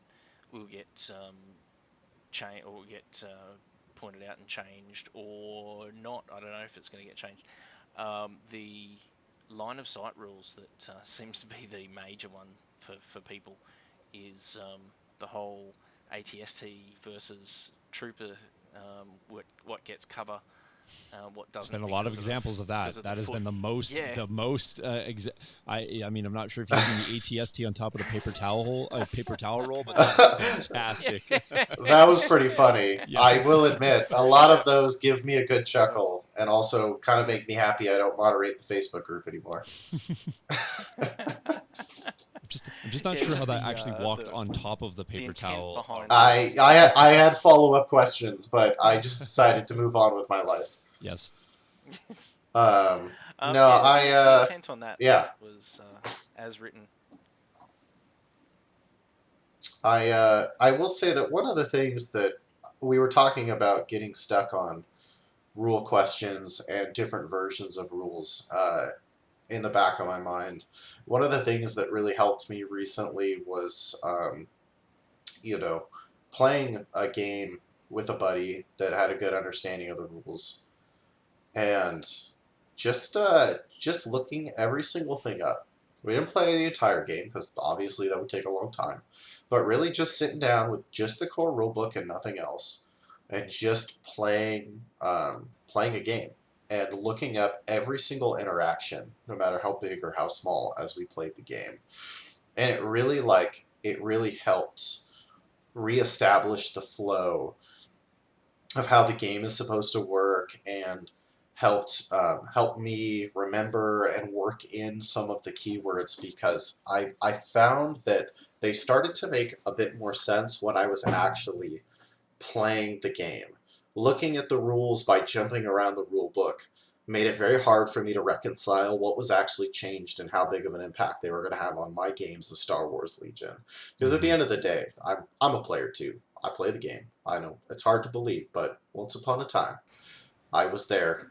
I was there at FFG headquarters at Worlds. And it honestly, that was one of the things that helped break a lot of the dams for me, was when I sat down and I just played a game with somebody and we looked at every single rule as we were playing, and then things started to flow and make sense, and you kind of get immersed in the language of how the rule book is written. And just like Fantasy Flight had a language they wrote this game, and Atomic Mass is now starting to put their own flair on that same language. And I think that is definitely what I recommend to people as I see questions out there, is just to get games in, and to try to get games in from that perspective at first, because I think it helps reconcile a lot of what's changed and put it in a context on the tabletop. I mean, I think that'll honestly help a lot of people as we kind of move forward through the next couple months. I was gonna point out to your point, Bryant. I looked at, because we've had all kinds of reactions for sure, and do I like every single thing? It's not my favorite, because I like the older version, but that's not, I don't get to pick and choose that. So I kind of look at any new rule set that comes out as kind of a negotiation. we're both going to leave a little bit uncomfortable with the scenario, right? I'm going to like some parts and dislike other parts, and then ultimately make that choice, whether you like it more or less than the other version. But there is some things that already I like a bit more, and we've sort of speculated in terms of when we got the sort of tidbits shared out. I like this, I like that. We've already seen too where people are starting to talk about, well, now this unit's in. Like I saw that, never would I have thought that the cumbersome change would have so many people, thinking up new ways to get those HH12s on the table. Shawn Death looking at him. Oh, you stole one of mine for later. Yeah. I love the Sorry. cumbersome change. Yeah, I didn't know that. No, it's okay. We didn't pre-chat. We didn't pre-game. I freaking love cumbersome. But what I'm saying is, like, we have the rules. That's what they are. Now we're gonna have to all reconcile in terms of, do we like them more or less, and are we comfortable with enough here and enough there, and figure it out. And the mini game of what you're talking about, the suppression, was so Shawn Death in their HH 12 o'clock time now. We got that call. So like, you're going to have to work your way through. And I think the mini game changes with suppression. So they're no longer panicking and running. Okay, but they're doing something else. Now, how do I incorporate that tactic into, mitigating this against my own army while exploiting that against my opponent? There's just something else to figure out now. The whole, movement. Well, everyone is much faster now. And I guess I should say everyone is a little bit more direct now in the movement that they get there. So the range bands that we all came to really be predictably interpreting on the table based on, like, well, there's a building there, and now you're going to lose X distance to go around that. And, this difficult terrain, you're going to be way slowed by that. And that barricade, that burst of speed is going to be slowed. Now we're just having to reimagine what those all look like. And I'm okay with having to repuzzle out things because, I don't think the skill is completely gone. We just now have to have new skills. The skills that we all, learned to put in our memory banks. And I might have been better at predicting, distances than a newer player. Well, we've kind of reset that clock on everyone. But I don't think we've completely reset our knowledge. I think good tactics are still going to be good tactics. My ability to respond tactically to the new interpretations of the rules, I still think is going to be slightly ahead of somebody picking up the game for the first time. I don't think I've reset to complete noob stage, which is an okay place to be. But there is things that I do have to relearn now, or interact with differently. So I'm okay with that. I think that at the end of the day, like, that is hugely important. There are so many parts of Legion that are gonna feel the exact same, and again, that's why I recommend to people, just play a game, because most of your knowledge that you had before is still completely applicable. And like you said, you're just gonna pick up tactics and abilities and new skills that you will have with this rule set that are going to be the ones that you replace your old ones with. I've got two little bits. Well, one's little. Justice. Yes. Why the change to Exemplar? There it is. Just why? Yep. Because it was needed. As a non-Gar player, I was getting tired of the Gar buffs, to be honest. So Justice, like I told you, you've got enough buffs to Gar. You got the points decreases. You were good. I think honestly, like, Padme Saber list, just hated it. When I look at when I looked at Exemplar as a keyword, there's a lot of like why this questions. I do want to greatly preface this statement with, I am not a developer. I do not develop these rules. I am a contractor who helps write and answer questions to rules. That is my role. Yep. As a player, as somebody who has been playing and judging and working with this game for as long as I have been, it made it so hard to balance Gar, I feel like, because you constantly have to take these fantastical game-breaking abilities that no other faction could do and build that into years' worth of, like, development, essentially. I mean, that really is what I felt like was holding... It is holding, I think, at a certain point, and again, this is, I think, my personal opinion, I think it holds back development at a certain point because you're building around this concept or this idea. And it's, yes, it is something that is like lost, but it's also something that can be adjusted for if the loss is deemed to be too great. Like Padme, for example, most people were not bringing her on the strength of Secret Mission alone. They liked having Exemplar and having access to that sharing. And I think that, if her value is deemed to not be worth it, it would just be, oh, cool, that's a point change, or maybe even as great as an errata down the road. I think there's a lot of things that, like, we shouldn't hold back the state of Legion as it currently is to shoot ourselves in the foot years down the road. There are so many things that are good long-term changes that were, they don't make sense if you apply them to Legion at this second, because they're something that is holding back development as the game continues to grow, because Legion's going to be around for a long time. And, I felt like Exemplar was one of those things that dropped in that bucket. I think as we continue to develop and push the bounds of clones, it is something that was going to hold them back as a development tool, and now it's something they don't necessarily have to worry about anymore. Yeah, I think I think it might have been alright if it had been a standby, being able to use a standby, but using standby at Padme's range or something like that. I do I do agree that it was wildly over overpowered to be able to have someone sitting in the background, like where Padme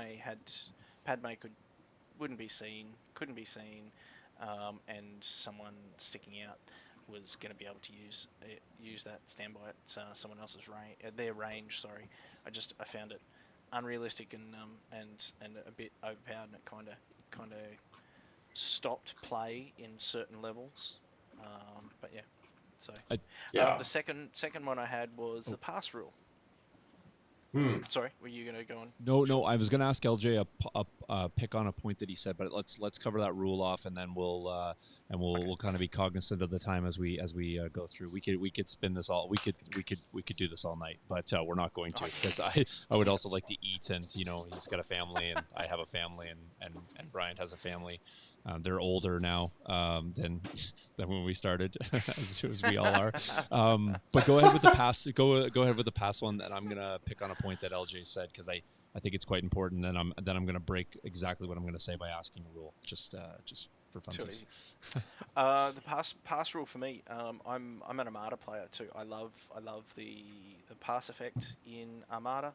I think it works really well in Armada. Um, I'm not sold on how it's done. So again, correct me if I'm wrong, but so during a round, if you lose a couple of activations and then you go down under the activation count of your opponent, you get a pass at that stage throughout the round. Is that a scenario that will happen? Yep. Yes, and it That is that a I it is a constant thing. Yes, that's a Yes. good point to point out. Yep. That for me that feels I don't know if you're the aggressor and you have taken out three units of your opponent, and then but they were ahead of you, and then all of a sudden you lose that pass because you've taken out a couple, you were saving up a pass or whatnot through the round, and then all of a sudden you lose a pass, and the opponent gets a pass. I kind of find that you go, well, I just did something good. I was behind and I did something good, and now they get to claw back, sort of thing. I see the leveling out, but again, that's something I'm not quite sold on yet. Inadvertently, though, killing What three are your units, thoughts? you did make them pass. They are going to pass on those three dead units, right? They're not doing anything with those units. Oh Mhm. yeah, yeah, yeah. That's for me that I'm not quite sold there yet. Um, what are your thoughts on that? Yeah, what do you think, as Shawn? far Do you as like Oh, passing? I think he was actually asking you, but I will tell you since you yeah, asked me. sorry. I actually think that I liked the pass mechanic from the get go, like from when we got the tidbit shared out. I have played about 6 or 7 games with the pseudo new rules, like the rules as we believe they were interpreted. I used it a few times. My opponent used it a few times. I just think that I think situationally, there's places where it's good. I also think that there's situations where you may be in a position to pass, but still find it advantageous to go. Because, like, for example, if I could be like, I'm in a position to shoot you, you're in a position to shoot me, it's my turn, I could pass, and then you could pull that and then just shoot me. Now, what I've done is now maybe have diminishing returns on a unit that I could have actually preemptively gained the initiative by going first on you. So I don't think every situation's like I'm down axe, I'm gonna auto pass to get back to level. But I do think there is situations where it's like, I don't know, maybe it's a near end of a turn, or maybe it's like crossing a threshold, or maybe it's where it's like my opponents chose to be a little defensive here. I don't want to be the first to sort of flinch. Let me pass as well, put it back on you, and I'm asking the question, now what are you going to do? So I think there is Mhm. times where it becomes advantageous. I like it because it adds some sort of element within the turn, and it's no longer simply I'm up on you, I'm going to do nothing, nothing, and I know you are going to have to telegraph or do nothing as well, and then I'm going to get to respond 1-2 to you, or 1-2-3, whatever, whatever. You can kind of sort of put a little hitch in that step, put a little wrench in your opponent's plans, or maybe it's going to become a situation where pass mechanic becomes um, more widely used, and then there's that sort of like, well, I anticipated you to pass there, but now you haven't. Now I'm thinking about what I need to do next. So I think there's going to be having that ability, I think, is going to start making people have to think a little bit harder about the, well, I'll just go at the end twice. Well, maybe you Yeah. don't, because maybe I just pass and now you only get to go once, and you Yep. don't And know the I order that you're going that's to the pull out. skill. Yeah. Yes, absolutely. That is a big skill that passing introduces, but I don't actually think it's going to come up as often as maybe folks would think.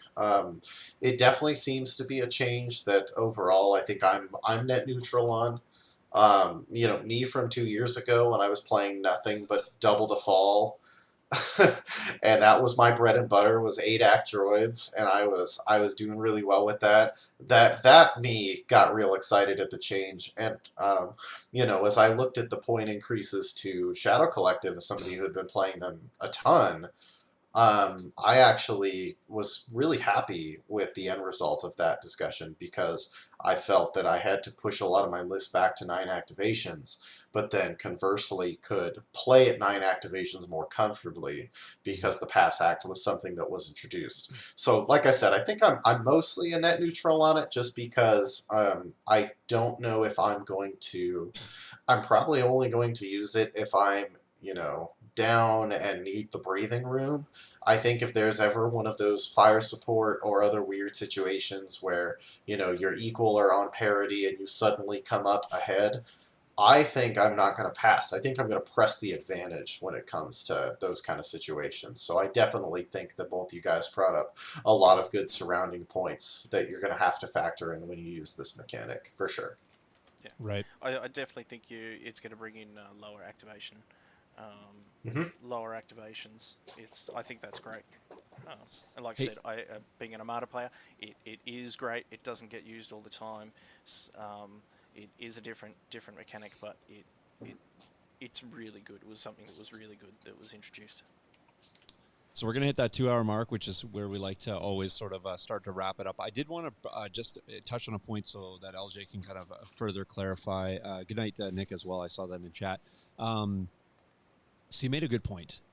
You're not writing these rules. You are responding to it and giving interpretations thereof. And I think it's an important clarity point. So really why questions and what questions aren't like that's why I kind of put the intent here. So LJ will have some intent or maybe extensive knowledge of the background intent of something. And so that's going to come out in the interpretation. But we can't ask him to write a rule or he can't be responsible for them. But I am going to ask you. I am going to just put this one in here. Any change to the fire support getting around the poison token thing? Because it's just Oh, I know that was a personal favorite of yours, huh? just love that. So no, but I asked that to Kid because he's not the person who's going to be able to give me the answer on that if it's not not in existence. But I'm saying as an example. But yes, it is one of my absolute personal favorites for sure. That's one I have. You'll have to explain that, right? That's one that I haven't seen come up Oh, yet. so effectively what it Oh, is. that's an old one. Yeah, it's effectively this, Bryant. Like, when you're talking about taking a poison token, so a unit that suffers a poison token, within the round, the poison token doesn't have effect until the activation. It basically takes their activation at the end of the Yep. activation. Well, a unit that has, let's just say they have 3 poison tokens for whatever reason, shot by rad cannons. Oh, okay. If I they can were see to where we're then going here. fire support, they flip the token down and don't actually have an activation. Therefore, the poison Yep. token doesn't kick in. So, Yep. yeah. Yeah. I mean, Yep. so it's just one of those things that you can't write a rule for every single thing. But I think I always joke it's the best workaround to poison. It's like we're too busy lending our great fire over here that poison doesn't affect us, kind of thing. But it's not. It's whatever. It'll come out someday. I will be rejoiced and have accolades and probably throw a special podcast just to announce that fact change that happened in there. But no, I was pointing that out to say that I can ask that question to LJ, why, what is this, and if he doesn't know because he's not writing the rule, he's not going to give me the interpretation. So, but when it comes out, he can clarify. I don't know. That's a good point with Call Fair the enough. Captain. Fair enough. Does the So, same thing happen with emergency stims? did the same thing happen with emergency stems? I think that Yes. interaction's the same. Because Yeah. it's at the end of the extraction. You take the wounds at the end of your next activation, and if you don't have a next activation because you've just flip it via fire support, that was one of those. That was also a tactic that I think the poison one I saw more often. I don't know if I ever really saw anybody try the emergency stim thing against me. Yeah, but it's just I was just bringing up the point that I can ask, but it's not LJ to give me that. But if there's ever interpretation or clarity provided around that, and I have a question, I will ask. Although I might just be like, "Thank you," not a question mark, exclamation point. Just as something fun there. So, yeah. So I mean, like I said, I do super appreciate you coming on to provide some clarity there, and I think a lot of people probably took away that search feature and keyword as something they might have missed or not known what the purpose or intent of those were. So that'll kind of speed up the search in there. I don't know if it's going to slow down the questions, but hopefully at some point people will, like I said, check here, then check there, then ask the question. Yeah. I think we'll reach a sense of normalcy. Trust me, I can already tell that the volume has slowed down greatly. So these are all like basically expected things. And again, because I know we've had people leave and rejoin throughout the course of the cast, it's all stuff that the things that are the most common questions that are legit omissions that have been pinned at the top of the forum. Expect to see those by the end of the week. Yeah, well, there we go. So we got that information out of LJ, which is fantastic, and really the overarching piece about the responsiveness is going to seemingly be very, very fast. And I mean, there's other things to do. So I think it's, as you said, it's going to probably reach a critical mass of questions. A lot of them will be, cleared up or hopefully cleared up, and then that'll diminish probably the follow up questions, not to zero, but we'll always have questions for sure. We are gamers after all, and we gotta. I think our lot in life is to try to break things, or at least bend them to our advantage, for sure. And I do love that you can bend off the table and back on, which is really cool. So I did actually. You know what? I had one last question personally for me. Is it accurate that compulsory move that, let's just say I'm against a building, let's say height 2 and I'm a speeder 1, I'm jammed up against that building. If I choose to compulsory forward and I can't, am I effectively a net 0 compulsory move? Am I committed to not having to go forward? My understanding is yes. Rules is written. That's how that currently works. Yep. Yeah. I don't. I honestly don't know how good of an idea that'll be, but somebody brought it up to me today, and I was like, "Oh yeah," just flipped through the CRB really quick. Yep, that's how that reads. Yeah, You're not, we're not playing X-wing, so you're not yeah, taking damage for movement-related stuff anymore. yep. Which, great, totally cool with that. Yeah, no, for sure.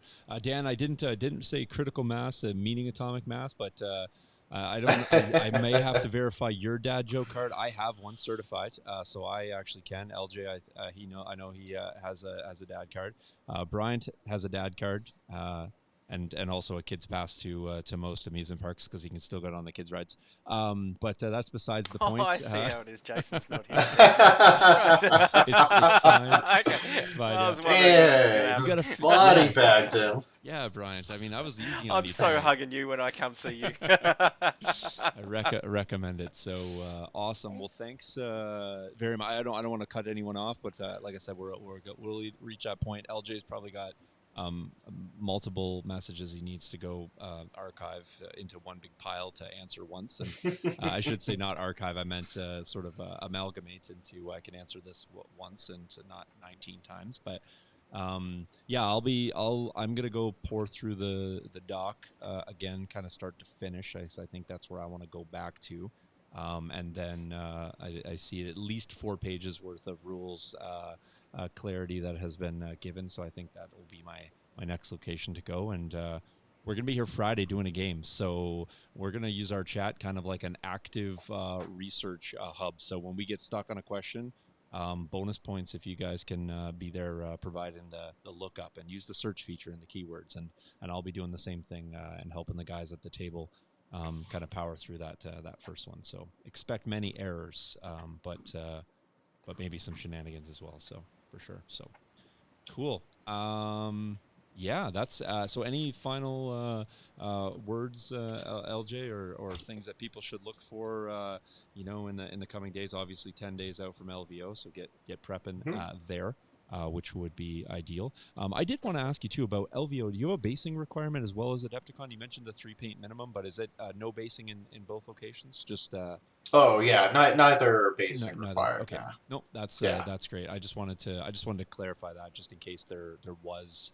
You just mentioned Adepticon wanting to be a showcase sort of event in terms of really wanting to bring those models. I mean, if I think at a certain point where people are 3 color minimum and painting their models up, basing is just part of the process. But I do know some people like to keep them plain and maybe they don't have time for that, depending on how quickly they're scrambling for new lists based on the new rules. So, Yep. because I'm sure some people were like hard left turns based on, oh, I was bringing this, forget it, I'm on this now. So, you folks that are LVO, you're welcome. 10 days. You're welcome. You have 10 days. Folks that are going to Worlds, you got a bit more time. But yeah, so yeah. No, I really do hope that at the end of the day, people have fun with it because it's a game, and I mean, a lot of people have put a lot of hard work into it.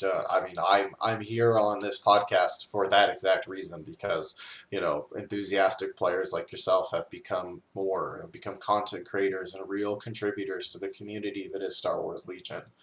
But the Legion community and the people that surround this game are what have kept me here for the last 5 years. It's been a nice thing to boot that the rules have always been very solid. And I'm looking forward to seeing how these things shake out over the next couple months. I think we're starting to see the ownership of Atomic Mass Games start to show through, and they are taking an ownership and not just letting Legion continue on as it did before, but are here to stay and here to continue to promote and build this game over the next 5 years and however long it's out for after that. And I think that it's a really cool time to be a part of the game and this community with the miniatures that are coming out, the things that we have to look forward to here in the next couple months event-wise. And again, at the end of the day, the community and your locals and the people that you call friend that you play this game with, they're all still there. And that's what really matters at the end of the day for, I think, 99% of the community. Whether you've made it a career or you're just somebody that's here popping open your first core set, Legion is a wonderful experience, and I hope people remember that that's why we're all here in the first place. Yeah, I'm too deep to play anything else as I often look at my wall over there. I do think that the new rules are gonna or updated rules, whatever. I'll say new rules till it won't deregister for my brain. But let's say updated rules or some changes to rules. I'll be looking at lots of different things in new ways, and I think that's always good. And I don't really think that's any different than when a new unit comes into the game. When a new unit comes into the game, it starts to proc all these other new sort of, I would say, kind of maybe synergies within a faction. The new rules are going to make units within factions maybe play differently or feel different. We've heard a lot of like, well, that's a hit to this and a hit to that, but like I've heard a lot of people say it's a hit to Jedi, and then I'm kind of at the other side and be like, yeah, that's okay. I think they needed to be hit. I hate Jedi from the standpoint of I hate facing them. So like, oh, you mean they're easier to kill? Okay, that seems okay. But yeah, I mean that's a perspective thing. I don't think it's going to be earth shattering. That just means that they're going to be a little bit more vulnerable, and that's okay. That's just something you can buff something around them and play them differently and take a different approach. So all good. Lots of praise in chat, which is great. Do appreciate that. If you guys liked the show tonight and you're hanging out, hit the thumbs up buttons for sure. We definitely do appreciate that. So, okay, well, LJ, thanks again for coming on, and good luck at the running the LVO, because that'll be you'll probably that'll be a vacation for some, but probably not you, and not in the sense that you won't enjoy it, but you'll be Oh, tired. it's 4 days away from the 2-year-old, my friend. Okay, We okay. are live. We are if for people that aren't familiar with the event, my wife runs the staff basically. While I'm focusing on making sure the event's running smooth, she takes care of all the people. So it is a vacation weekend in Okay, a way fair for enough. us, even though we're busy. And I mean, Yeah. heck, we spend 9-10 months working on it, so it is an easy time when we get there. Okay.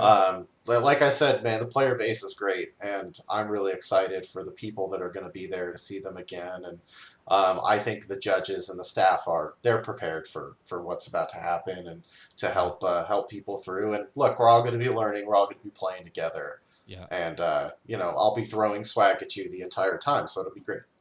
Excellent. There you go. So we'll enjoy that. Yeah, I know what it's like to I have a 3-year-old for sure, and I spent a little bit of the way time in the summer, but you will say you got time away, but you will probably miss that 2-year-old too. So I know that. Oh yeah, Yeah, I know the feeling. So I, uh, I didn't think I was going to miss the crying, the screaming, the constant need as much as I did, but that is fairly accurate. I will have that experience when I go to Adepticon, but yeah, looking forward to for getting sure. back for sure. Brian's got older children. He's just sitting there. He's like, you guys have no idea what's in store. So. I'm months away from having a teenager. Okay, well, fair Oh enough. boy. Yeah, he is Yep, in the future, so. teenage girl. Woo! Ooh, No, buddy. she's fantastic. She's Awesome. fantastic. Okay, Awesome. well, we'll leave it there. Hopefully, you guys can come back. Brian, are you coming to hang out on Friday? Are you doing the Friday Night Fight show, or? I will be this week. Yes, I Okay, certainly will.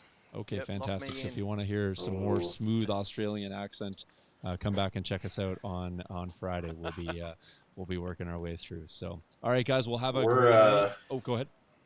Oh, I was gonna say on Friday we're maybe I'll put it on in the background. We're hosting the last meeting of a Edge of the Empire campaign on Friday, so Okay, I will have my own Star Wars haps going on this weekend or gotcha. this Friday. Well, Nice. all kinds of gaming. Well, I'm gonna jump off here, go eat, and then maybe play some late night Legion. I don't know if maybe I don't want to sleep at all tonight and just go to work exceptionally tired tomorrow. So I'm looking forward to getting some new games in as well. So, all right, everyone, have a great night. Don't forget to go check out all the things, the social medias, et cetera, et cetera. I will get the Patreon info up too. Sign up for the league if you're not in it. You can join at any time. Signups will start between now and the 22nd, I think, is when we're going to have that launch show next Tuesday. We'll announce the pods. We'll get rolling. The bans are out. Somebody was saying, poor Padme. I think Padme's getting banned in the op category, and they're like, what more do we need to do to Padme? By the way, that ban was out pre-rules drop, so you're welcome. Padme just a 1-2 whambo combo right there. So just in anticipation. Yep, for sure. So people knew Padme was going to be just needing to not be played. So, no, it'll be fun. The bans are cool. So op bans, if you haven't got a chance to vote, the vote's closed. That's fine, but you can still sign up for the league. You just have to make sure your list is submitted as reference to the bans for this round. Operator Vader out, Commander Vader back in. So and Commander Vader, baby's secretly pretty good now. So with the he's fast. He's real fast with the pseudo speed 1 jump.